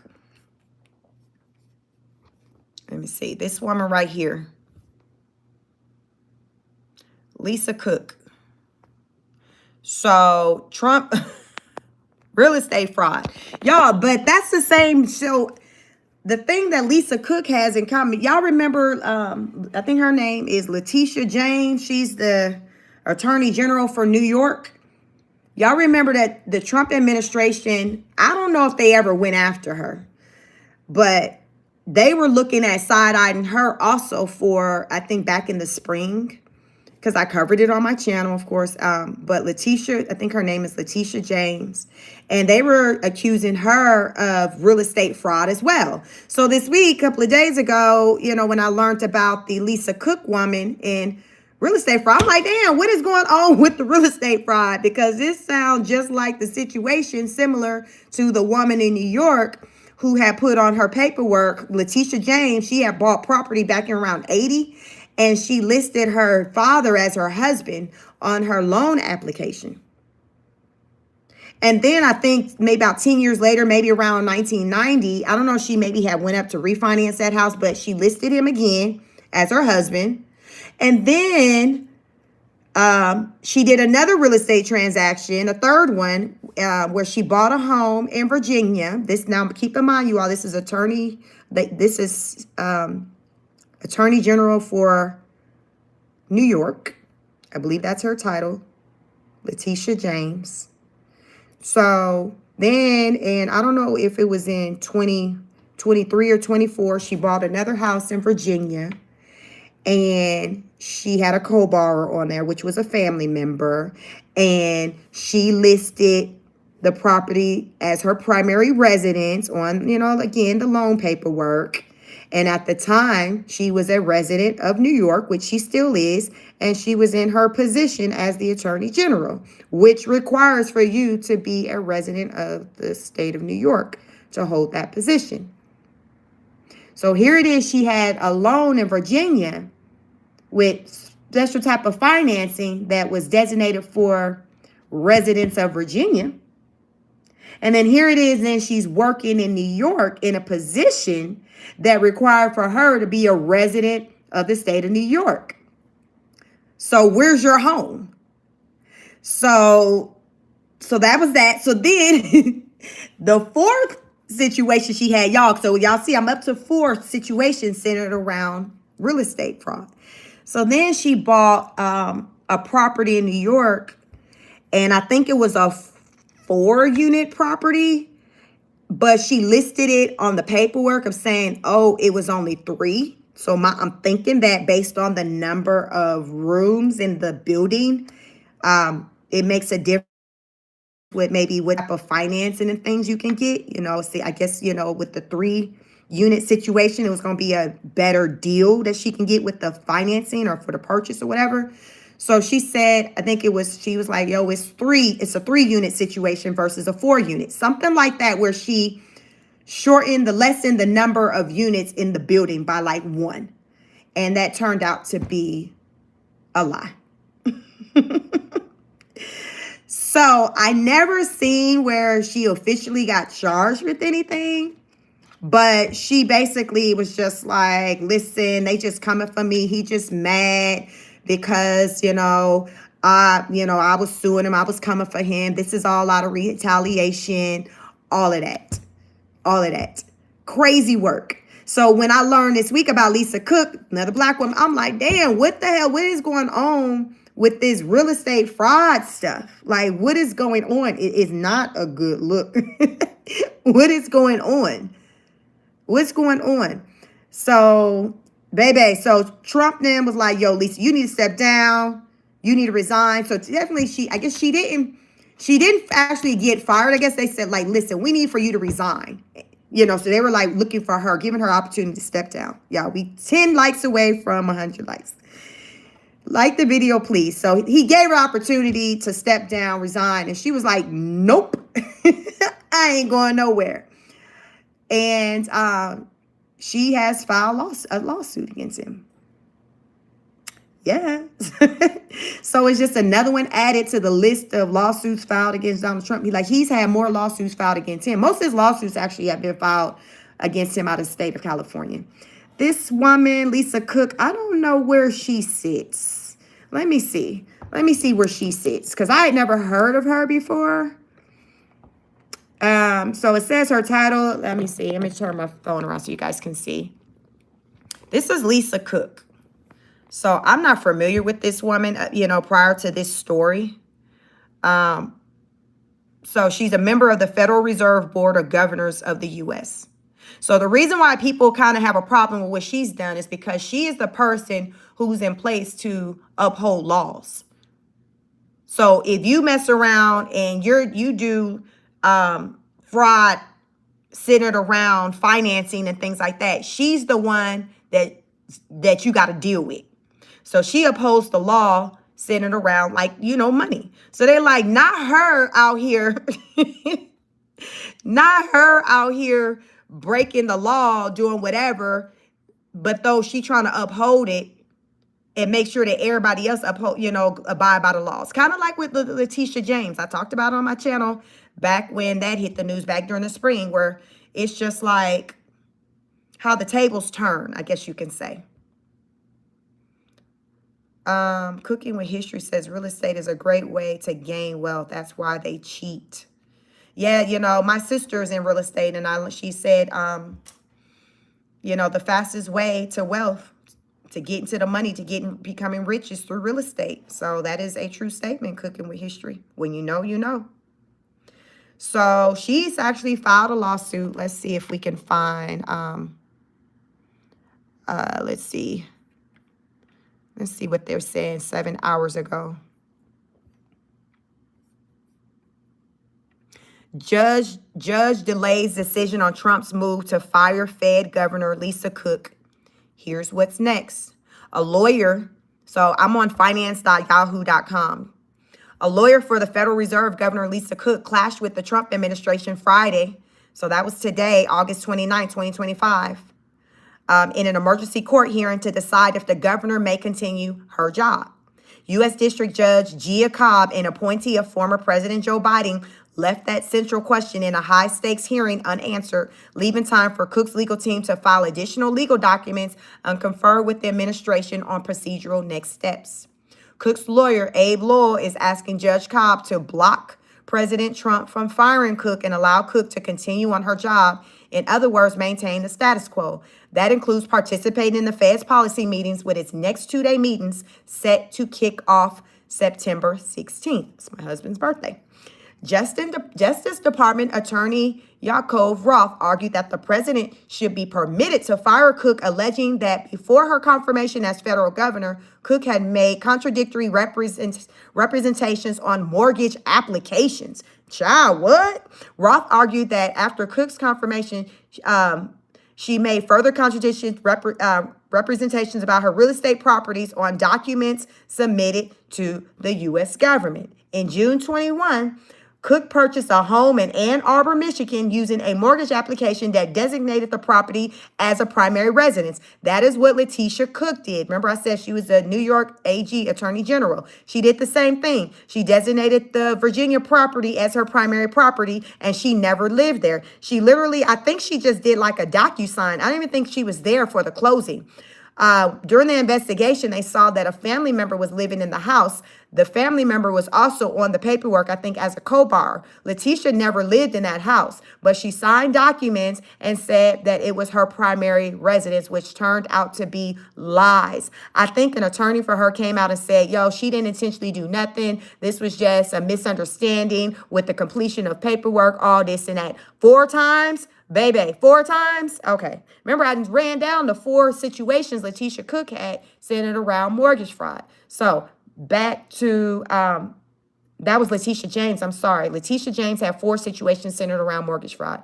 Right now, we are talking about Cook and what she got going on. Cook purchased another property in Atlanta. So she got stuff going on here where I'm at. I'm in Georgia, Metro Atlanta.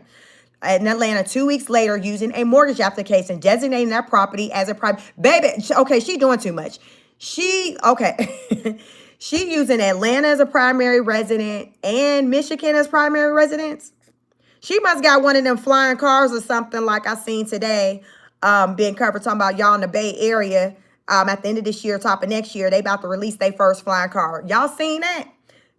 Let's get back here. Y'all, I be so tapped in with so much going on around here. But yes, there's a flying car that will be released for $325,000. the creator of the car talking about, hell, I can't even afford to buy one. I'm like, how you creating some ish that you saying you can't even afford to buy? But that's neither here or there. Let's get back to this article. So she done bought another property 2 weeks after, I guess, the closing on the Michigan property, later using a mortgage application designated that the property is her primary residence. It was listed for rent the following year in September 2022. U.S. Federal Housing Authority Director William Pulte referred the allegations to U.S. Attorney General Pam Bondi earlier this month. On Thursday, in a second criminal referral, Pulte alleged that Cook represented a condominium in Cambridge, Massachusetts as a second home, which was used instead of a rental investment. At the heart of the hearing, arguments over what Congress meant in the Federal Reserve Act when it said the president could remove Federal Reserve members for cause. Cook's lawyer argued that cause could not be defined without taking into account Trump's intention in firing Cook, which he attributed to Cook's decision not to acquiesce to the president's preference for an interest rate reduction. Okay, so let's talk about that. Let's just say she didn't want to get in line with whatever he wanted her to do. If somebody finds some dirt on you, that's a separate conversation. That's what I'm saying. Like, and I try to teach my kids to say, hey, how you got to move on the up and up. Because somebody, an officer, somebody can come and want to holler at you for something you didn't do. But in the midst of that conversation, they learn some information about some ish that you did do. Then you can't say, well, no, that don't count. Don't look at that because that's not initially what you wanted to talk to me about. That's not how this works. That's not how this works. That's like somebody pulling you over because you had a broken tail light. Then they ask for you to pull out your ID and then they see your driver's license expired. And then you like, well, no, don't focus on that. Just focus on the tail light. Y'all see what I'm saying? So you don't want to be riding dirty and moving out here dirty in these streets and then saying it loud with your chest with how you feel about whatever when your backyard ain't clean. You see what I'm saying? So here it is. She's out here doing her job, but she's not moving right. So it's questioning just her decision making because it's just like, okay, you're telling me no. You told Trump no to whatever he wanted. Okay, well, after that, Trump comes to learn that you did some suspect stuff with some real estate. You can't say, no, don't pay attention to that. That has nothing to do with this conversation. Y'all see what I'm saying? It don't work that way. And that's what they're wanting to do. They're wanting to say, hey, Trump shouldn't have been digging for whatever. Okay, well, if she wasn't doing nothing, there shouldn't have been nothing for him to find. But more than likely, when you dig in people's lives, you're going to find something. That's what you have to keep in mind when you come for people, that it gives them the right to then come back for you. You see what I'm saying? So you can't be trying to go hard at somebody and then tell them, no, you can't try to come hard at me. That's not how this works. That's not how this works. And that is what Letitia James, the AG of New York, the Attorney General of New York, when it came out about her indiscretions and things as it came to mortgage fraud, her argument also was, well, he's just trying to come for me for this reason or that reason. Okay, but let's still talk about the wrongful doings that was found. Like, we can't deflect. We can't deflect and say, well, he only doing this. That's like your child. You got a phone call from your kid's school and they said your child got caught smoking outside on the campus. Then you asking your child, well, why you did that? And then he want to deflect and say, well, my friend was doing it and he didn't want to go by himself. And, so he was like, well, just come along with me. I don't want to go by myself. So I was there for moral support. I was there. So you see what I'm saying? How people will deflect and you're like, no, this is not how this works. This is not how this works. Your friend might have been the one who they seen from a distance, but you were there too. So we can't skirt over the fact. We can't skirt over the fact that you were there participating, even though you're not the first person that they took notice of. So you can't argue that, well, you coming for me digging to see what I got going on. Well, goddamn it, why you got all this going on? If you know the show you right and dirty, ain't no reason why you need to be trying to go up and sign up to be nobody politician. I once heard a local radio personality here in Atlanta. His name Ryan Cameron. I don't know if he's still on the radio because I don't listen to radio. I listen to, if I'm in a car and I'm listening to even music, it's going to be still something from YouTube. Child, I'm YouTube all day long. It's my playground. So he was like, I would never run for office. He was like, child, I got a background. What I look like running for office? Because he knows that not everything is fair game. When you are running for office, they have every right to start digging into your business. This is how this ish work. Hell, Donald Jacquavis Trump is learning that ish right now. Ain't nobody exempt from that. Ain't nobody exempt from that. So you have to be real with what you know your background is, what your situation is, and if whether or not it makes sense for you to be playing around in certain avenues. And better yet, even if you already are in a position, don't be going out here doing all these illegal things because, again, we've seen one too many times to where if somebody want to come for you, they will go and find those indiscretions that you got going on. So your argument can't be, well, yeah, I know I got this going on, but it wouldn't have come to light if he wouldn't have been digging. Y'all, basically, that's the argument. That's the argument, really. Cook's lawyer argued that cause could not be defined without taking into account Trump's intention for firing Cook, which he contributed to Cook's decision not to acquiesce to the president's preference for an interest rate deduction. He said, listen, we shouldn't be paying attention to what she did because of it was rooted in Trump only wanting to explore what she did because she said no. All right, then. Well, so we're going to be seeing, if that hold up in court or whatever. Because like I said, I don't think Letitia James never her situation, I never saw where it was taken to court. Allegations of fraud, Lowell said, were the president's weapon of choice to remove board members and other officers serving the country. The government's lawyer, Roth, said that although the president may want to lower interest rate, the matter would amount to a policy issue which does not qualify as cause under FRA. When the president is statutorily empowered to make a determination that's discretionary and he makes the determination and it's on his face, it's valid, and we don't go to the sincerity or the motives, Roth said. Child, listen. Play stupid games, win stupid prizes. You can't be out here breaking laws, doing whatever, and then when somebody learn about it, you want to sit in, well, they only coming for me because they don't like me, or I said no. Okay, that may be true, but we still can't ignore this ish that just came out. We can't ignore this fraud. Like, I get what you're saying, what prompted the investigation. But it's not against the law for someone to take a look into your records. They ain't made up nothing, no charges or nothing against this woman. They just went to digging and found something. If you wasn't moving reckless, doing all these things, there wouldn't have been nothing to find, right?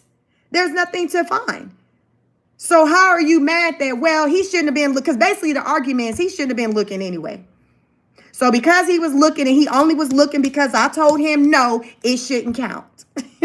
That's what I picked up from basically the argument, her attorney's argument. He shouldn't have been looking over here. And he only was looking over here because she told him no. Had she not told him no, he wouldn't have been looking over here. And she had continued to still have her properties, getting them good interest rates because she's saying Atlanta is her residence and she's saying Michigan is her residence.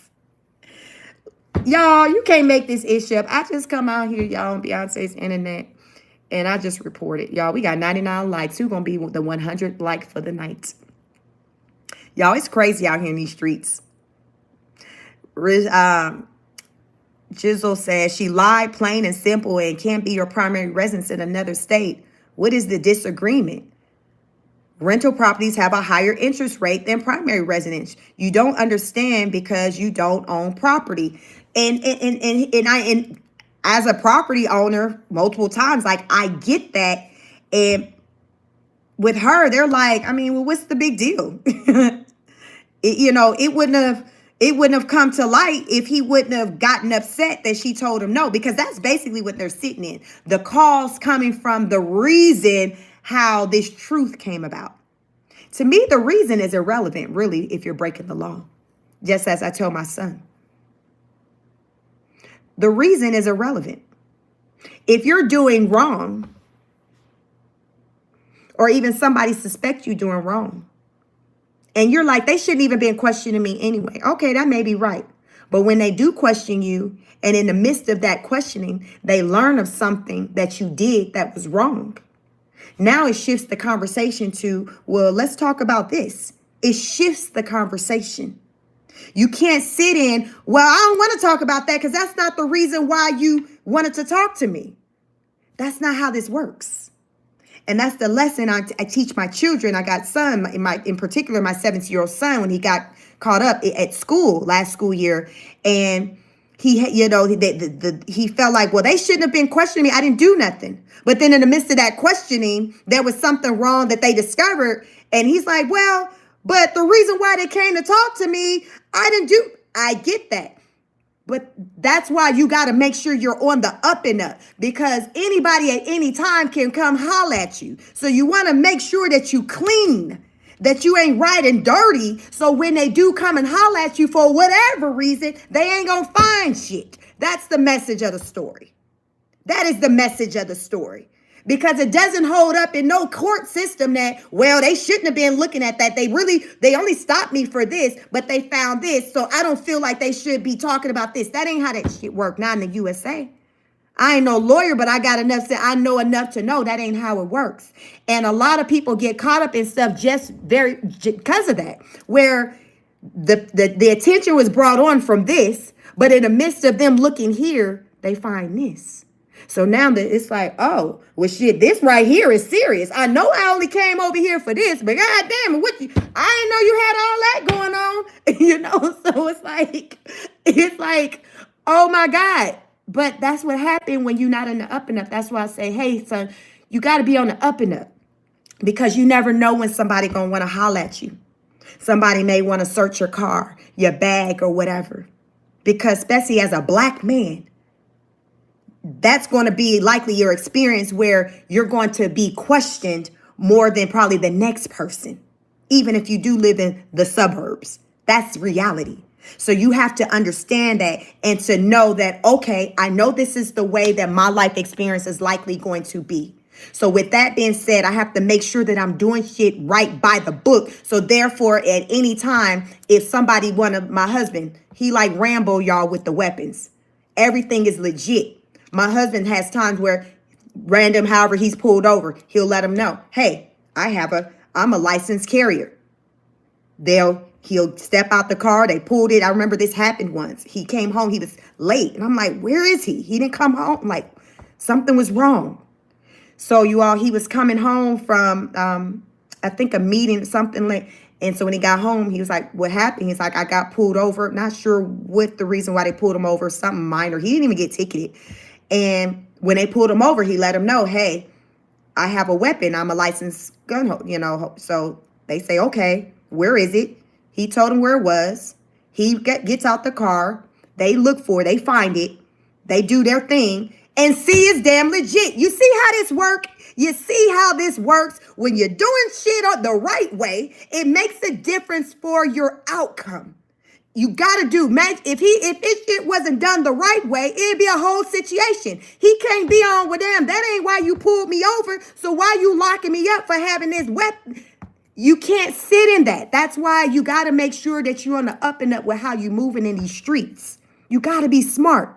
So that's what we try to teach our 3 children. You got to be strategic. You got to think ahead. You got to think of the chances of things that could happen and how you can walk away from it.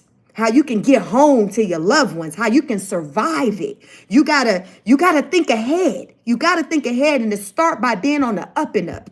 Because you can't sit in, well, you shouldn't have been looking in my glove box anyway. That ain't the reason why you pulled me over. But now that's not that doesn't hold up in the courts.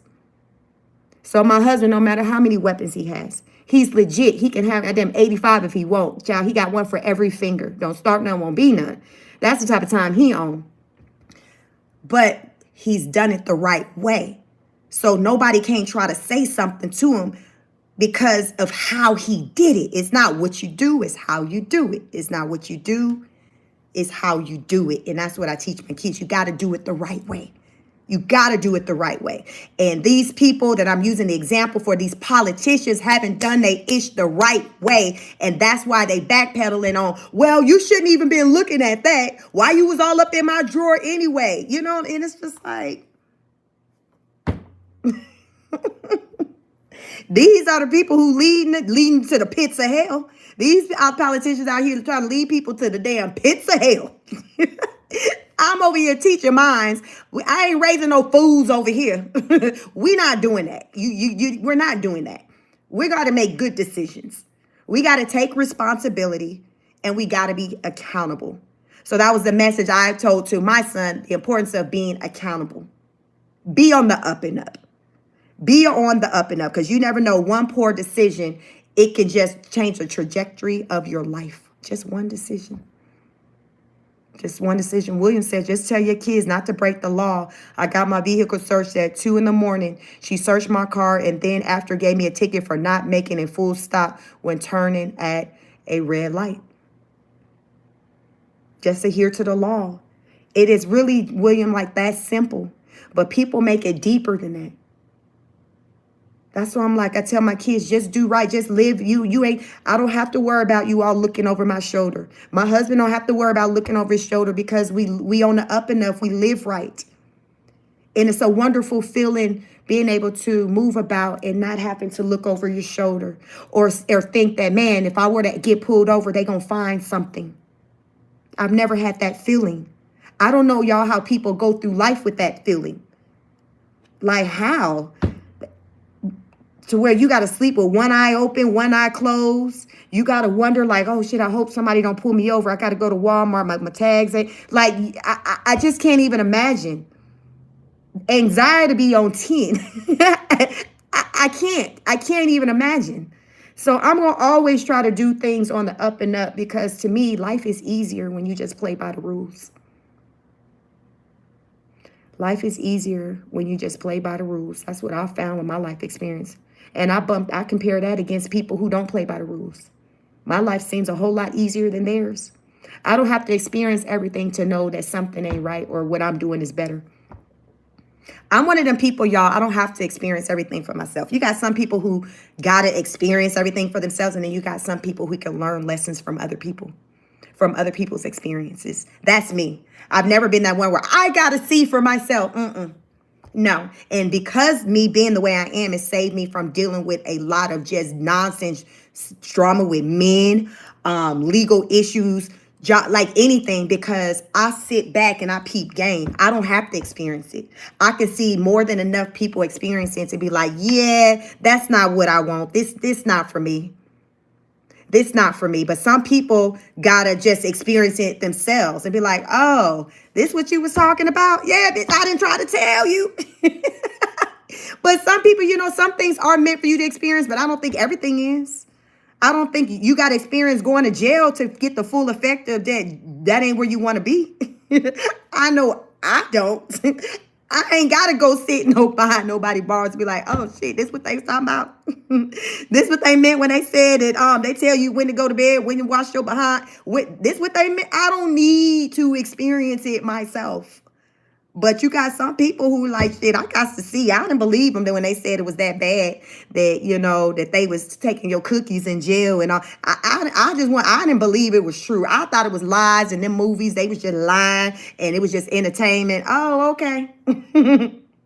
How did that work out for you? How did that work out for you?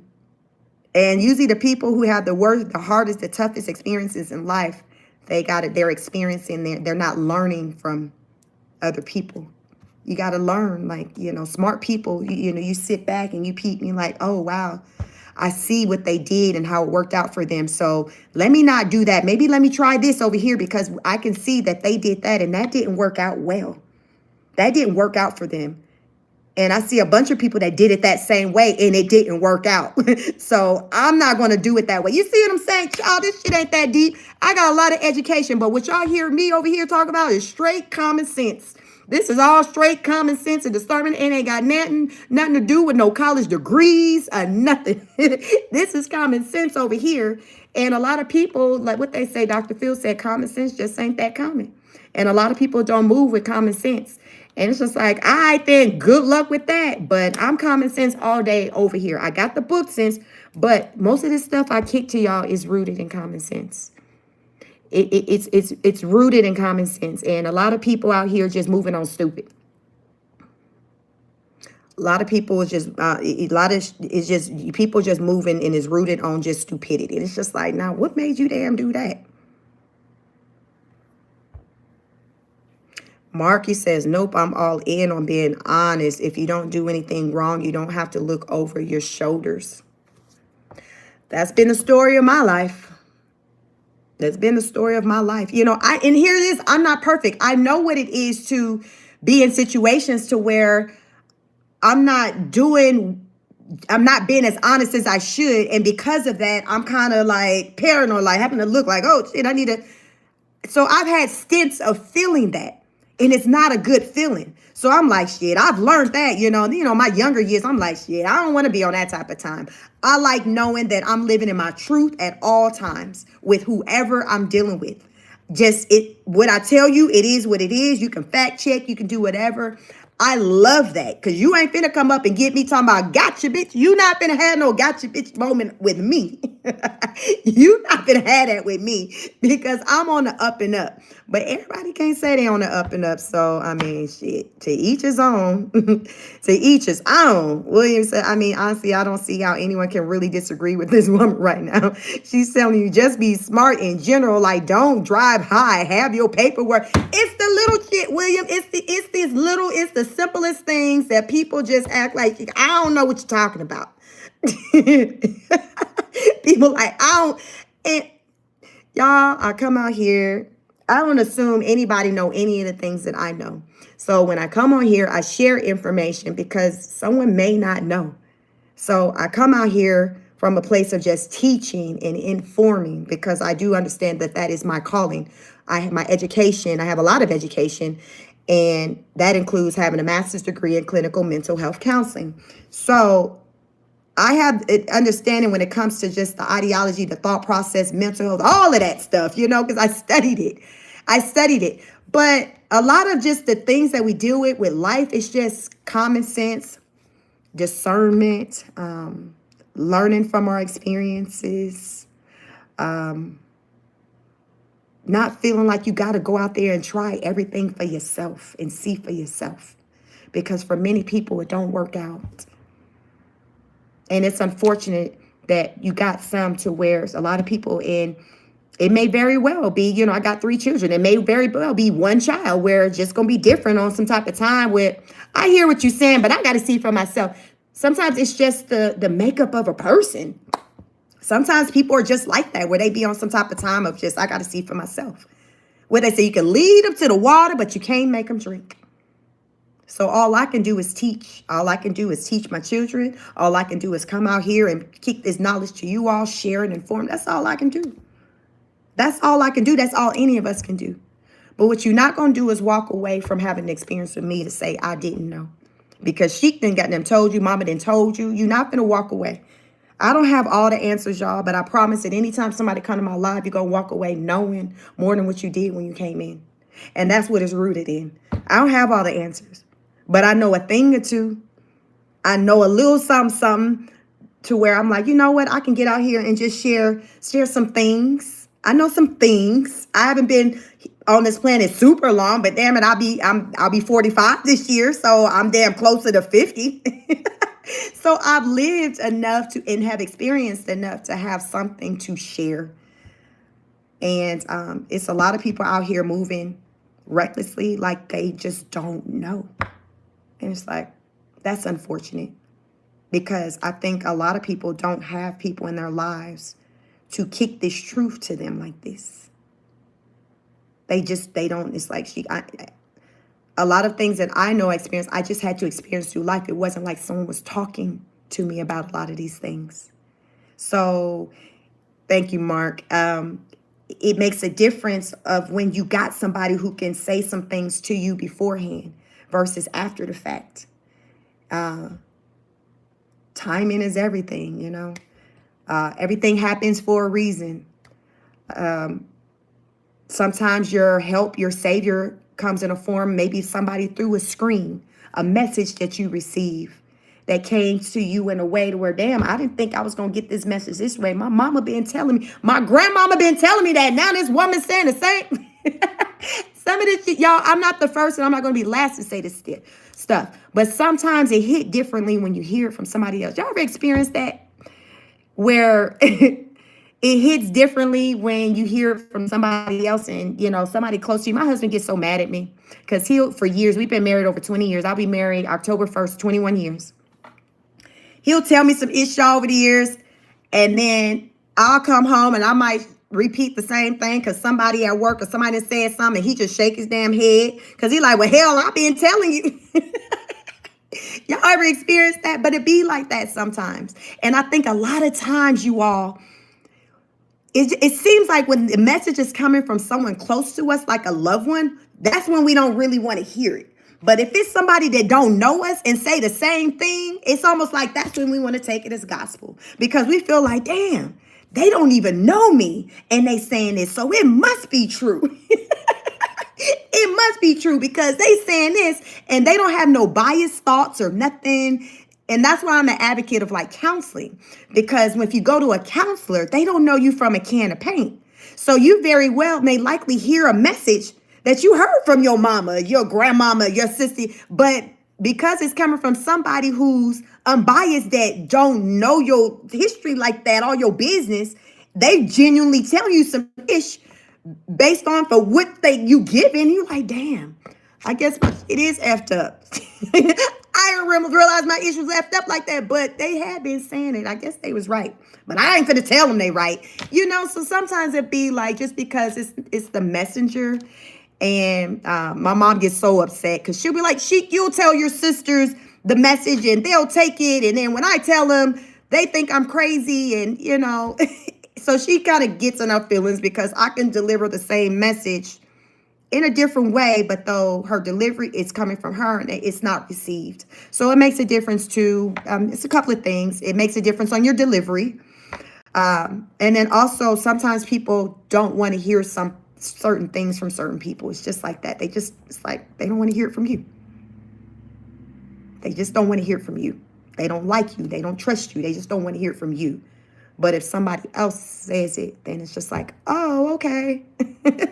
Y'all, that's life. I don't know why. Don't ask me why that is, but that's just my experience, what I've seen. So that's why I'm like an advocate of counseling, because some of this ish, y'all, there's some issues you got. You done heard it before that you need help. You got issues and you be like, I'm fine. And then you go to a counselor and be like, nah, I'm going to need you to come back for the rest of this year, twice a week. I'm going to need you to be in here regularly. And it's like, damn, my ish is effed up, you know, but it is what it is. You just got to be honest and acknowledge and accept what your situation is so you can get to a place of healing. But it's going to start with accepting and taking accountability and acknowledging that you need to make a change and you need to do something different. And these politicians, that's the place they need to get to, that what they've been doing has not been working. So Trump and then bringing in the National Guards, that's the something new. Remember, definition of insanity, doing the same thing over and over again, expecting something different. That's insanity. At some point, we got to be like, yo, all right, then it's time to do something different because what we've been doing, it ain't been working, but we just gonna do something different. We're going to try something different. And we've seen that in DC, it's working. So how do a city argue after what we've seen work in DC? Everything has been complete positive since they've been there. Can y'all put in the comments anything since the Trump administration have been in DC that you've seen that was negative since they've been there? Because maybe I missed it, y'all. I got a whole bunch of stuff going on in my life, so I might have missed it. Let me know what was reported in the news that was negative, centered around the National Guards being in DC. Because I've only been seeing like the positive stuff, so let me know. Takero said, just him not releasing the Epstein files. Right, and that doesn't even have anything to do with DC. That's just something separate. That's why he be getting his work over here, because I'm not for with the Epstein file situation. But that's aside from National Guards being in DC. What negatively have happened? Has anybody gotten hurt? Have anybody lost their lives? Like, I'm looking for that. Thank you. Listen, I had to pull my necklace out because Caroline B. Lyon Levitt had put hers up, but she pulled it out back a week ago. I guess she heard us talking about it. Talking about, y'all seen Caroline necklace, her cross? Because ever since she been up there in them lines, she done took the cross off. But she got it back on. But that's what I'm saying. Like, we got to acknowledge that what Trump did in D.C., it worked. Tim said, nothing my way. It worked. So because I seen that it worked, that's why I'm here for his plan with wanting to go in other cities, because I've seen it worked. That's kind of like how when I started voting for him in politics, because when I didn't vote for him the first term, he didn't have a history in politics. And then I was judging him off of, the things that was being put out there centered around his character in the media. Once he became the president and I seen for the 4 years how he was moving leading up to the pandemic, I'm like, all right, then. He was all right. We was doing okay. I felt like we was doing okay underneath his term. So I'm like, okay, we can do this again. So I judged him off of his works. So then that's when he got my vote. Was that 2016? No, he didn't get my vote then. He got my vote in 2020. 16 is when he ran first. 2020, when he ran again, he got my vote because I was able to judge it from something. I'm like, oh, okay. I'm here for, what I seen him do when he, won from 2016. So I'm like, I judged him from his works, his efforts. That's what we're supposed to do, right? Isn't that what they say we're supposed to do? You judge someone from the fruit of their works, their efforts. Like, so I'm like, so if we do that and we see what he did in DC, it's like, oh, all the numbers look great. Awesome. All right.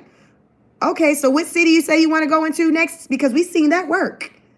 All right, then, like, how do you argue with that? Like, I don't understand a strong argument. I don't understand, y'all. I don't understand a strong argument for not wanting to sign up for the National Guard to come in your city to do what they did in D.C. when nobody got hurt. Y'all, it was the opposite. National Guards go in D.C., nobody hurt. National Guards not in D.C., a whole bunch of people hurt. Y'all see how this is? It makes no sense. It makes no sense. Like, positive, National Guards in the city. Bunch of negatives, National Guards not in your city. Larry said, your works follow you to heaven. I like that. Let me see. Vans Graham said, I don't argue. However, D.C. had the lowest crime we have had in 30 years. I'm not a resident. I visited D.C. I went for spring break. I felt very safe. I was in the inner city. So I was a tourist there for about 4 or 5 days. But I'm not a resident there. And I do understand that residents have different experiences from tourists. And Mustafa said, I am 6 years old. I am in America. You need help. You make no sense. Yeah, and everybody, that's the thing. Like, I refer to my subscribers as honor students because we are lifetime learners. We are students of life. We ask questions. We require for people to elevate to our level versus going down to their level. So someone like 999, that is not an honor student. Like, it's, read the comment. It's giving what it's giving. But it's okay. Listen, everybody not on the everybody can't be an honor student. Everybody can't be an honor student. It is what it is. Everybody can't be an honor student. But so you sit back and listen and maybe one day evolve or elevate to become one. Because you do not have to stay stuck on stupid forever. That is a choice. Stupidity is a choice. Y'all never think that you got to stay where you at. It is a choice. It is a choice. Stupidity is a choice. It is a choice. But over here in these parts, my subscribers, we are honor students. We are students of life. And we ask questions. Never have someone to make you feel bad about asking questions, because smart people ask questions and we seek out answers, and we rely heavily, we use heavily on common sense and discernment. Common sense and discernment is not always rooted in education, book sense, degrees. No. You gotta, how many of y'all, it might be some of you all, how many of you all, maybe a person or know someone who's so smart, but they may not even graduated high school. They don't have the paper and the letters behind their names. But they're some of the smartest people you know because they took time to learn and to seek out. Being smart, educated, it doesn't have anything to do with going to somebody brick and mortar school. It doesn't have anything to do with that. It's centered around opening up your mind and being open to learning. And it starts with asking questions. Listen, I'm just trying to give y'all the game from somebody who got a bunch of education. I'm just letting y'all know that even though I have it, that's why I can speak to it, because I have a lot of education. But the bulk of the things that I speak to you all about isn't from that. Even though I have that, that's not where the bulk of my education, what I speak to you all, it comes from common sense, discernment, life experiences. So you don't feel bad about not having all that other stuff. You don't. It's maybe nice for some people, but how many of y'all know people who got all that stuff and you like they some of the damn stuff? You like they constantly leave you scratching your head like. So y'all don't get caught up in, the degrees and y'all don't get caught up in that. Ben Graham said, ignorance is not knowing the facts and not doing research, unwillingness to learn. That's what it's about. That's what it's about, being open-minded, being willing to learn. Are you willing to learn?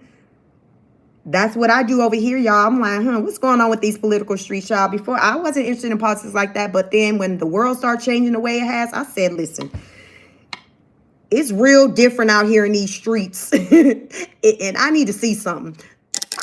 What the hell going on out here in these damn streets? So when I went to go see something, I said, let me damn get on this internet, on this damn channel, and tell these folks what I found.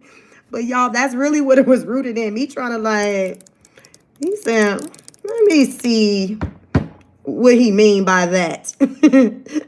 So, but yeah, that's pretty much my story. So I'm just, I'm a lifetime learner, and I like to share the information I have to encourage other people to go out there and seek out the information themselves. So anything you hear me say, please go out there and seek out the information yourself. I want you to seek out the information yourself. So therefore, you can become educated and versed in these things, and you can have these conversations with your loved ones. And even if you have a difference of opinion, you can come back and say, hey, Chic, this is my opinion. This is what I think. Because here's the thing. It has happened more than one time where someone may come on and share an opinion that's opposite of mine, and it was food for thought. And I kind of went to the lab and thought of it. I'm like, wow. And that makes sense. And I changed how I view things. I don't proclaim to know everything. So I am open to hearing what other people have to say. And that's what it's about, because that's how you evolve and that's how you elevate. You can't die on the cross with just taking this hard stance on something and not be open to hearing what other people have to say. You don't grow. That's how you stay stagnant and you look dumb and crazy. As you get more information, you're supposed to evolve. You're like, okay, wow, I see you growing. Yes, I got more information. And you apply it, you apply, you get new information. It's like, wow, based on this information, this was my stance. But now that I have this information, damn, okay, that has changed things up for me. Now I don't believe that anymore, because now I just learned this new information that has changed the situation. And that's what life's about. That's who I am. The new information that I get, I apply it, and I'm like, wow, okay, let me throw that in. And it may completely change a stance on something, or it may not. It may strengthen a stance. But what I'm saying is I don't ignore the new information that I get. I research it, I see how it applies, and it may change my stance or it may not. But I'm not above changing and moving and changing my stance based on the information I have. And a lot of people are so, what's the word? They're just so, they just want to just stay like, I know you're providing me this information, but I just don't want to deal with that. This is my belief, and And it's just like, okay, but now there's new information or new facts that came because I don't have all the facts. So then I may come to learn some information, some factual information pertaining to something. And it may have me to be like, oh, wow, that makes a difference. Okay, well, damn. I was that way when it came to Kilmar Abrego Garcia, with his case. In the beginning, where it's just like, I was like, oh my God, like, what are they doing to him? Did he do this, and that?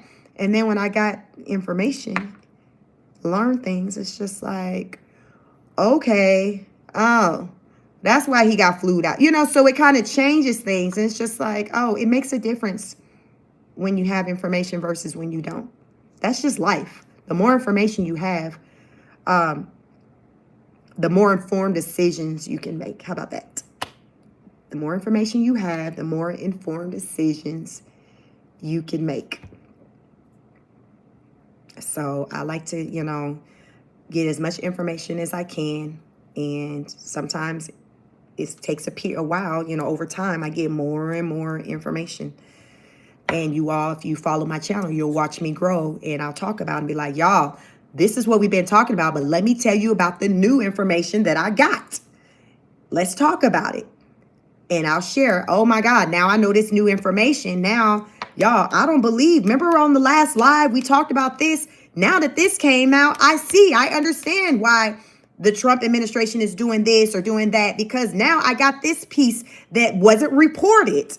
That's why y'all got to be careful, because sometimes these news media, they are chop stuff up and you forming your opinion on this little bit of information because you didn't see the whole thing in context. So I done came out here, y'all, and I done seen y'all. That's when I learned my lesson with Kilmar Abrego Garcia. I seen like whatever this chopped up piece was, had my opinion formed. And then afterwards, I ended up seeing like the full video and the context. I'm like, well, I'll be damned. They got me. They didn't add that part Pam Bondi said as far as that stuff that he did on his record. So it makes a difference, So you gotta listen, they'll get you. So don't believe your girl ain't got. But the one thing I'm not above is coming back out here and sharing that information with you and providing the updates to be like, yo, this is the new update, what I just found. So with that being said, now we kind of, I'm switching gears, and now I'm kind of on this side now because I didn't have that piece of information before. I didn't have it, but I have it now. So now this is where my stance is. So this happens on this channel. So if you're new to my channel, don't be surprised if you see that happen, because that's me. That's what accountability looks like. That's me not being willing to die on the cross because I want to be right, even though now I got new information that's to the contrary of what I was saying before. You see, it's not about that me being right. It's about me having the correct information, me having an opinion, making a decision based off of the correct information, and not lies or videos that are chopped up and merged together and edited and all of that. So those are my lessons that I've learned just even in content creation as I follow politics. So with that being said, I thank you all so much for being here with me tonight on this Friday night live, impromptu live. Straighten up said, because Trump can't handle the truth, she should research everything on that crook. The crook, yeah, she just came down my timeline. So I haven't had a whole bunch of, time with researching her. But now that I know who she is, I'm going to be following her. So, I may be back with some updates because she did, file that lawsuit and things like that. So it's big news. And I cover the big news over here. So I'm sure I will talk about, what's her name? Lisa Cook. I'll talk about her again in the future. So you all just make sure you're subscribed to the channel.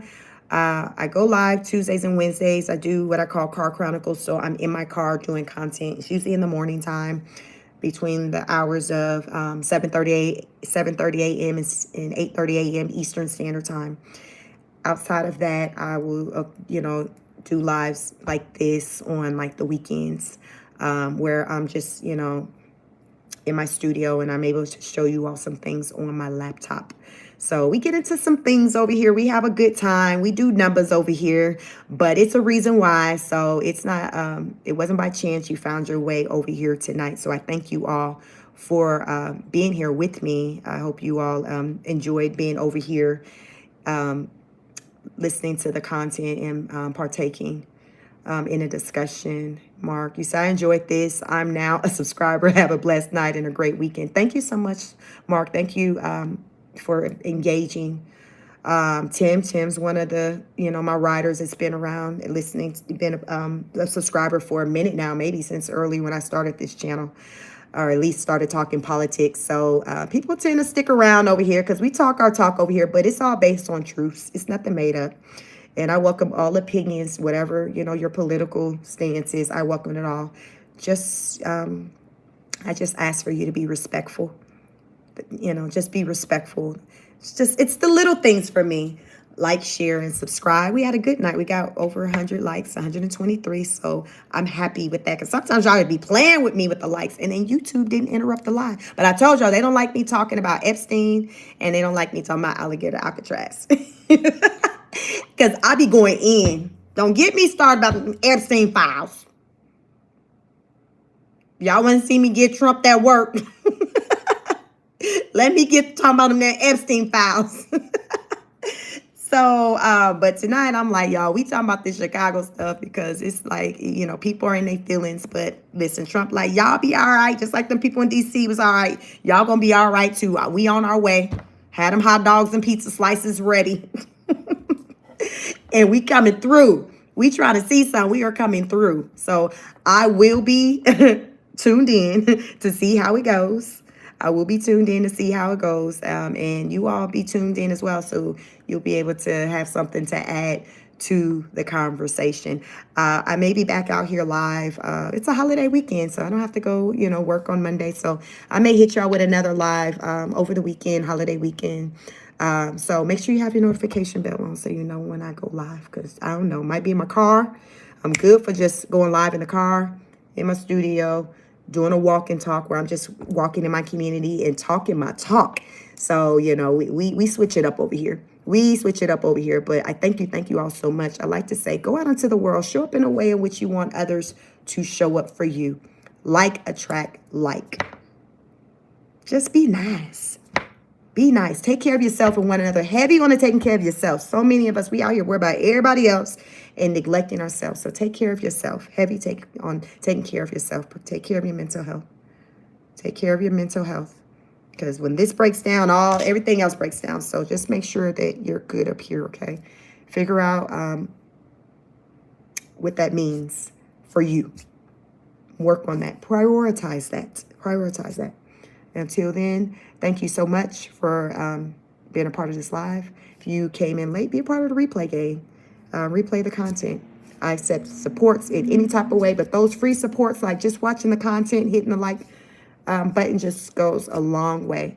And if you want to show monetary support, I'm here for that too. Super chat, Cash App, all of that, all those things. Just support is support. So you all be safe, and I will catch you all on the next broadcast. Peace.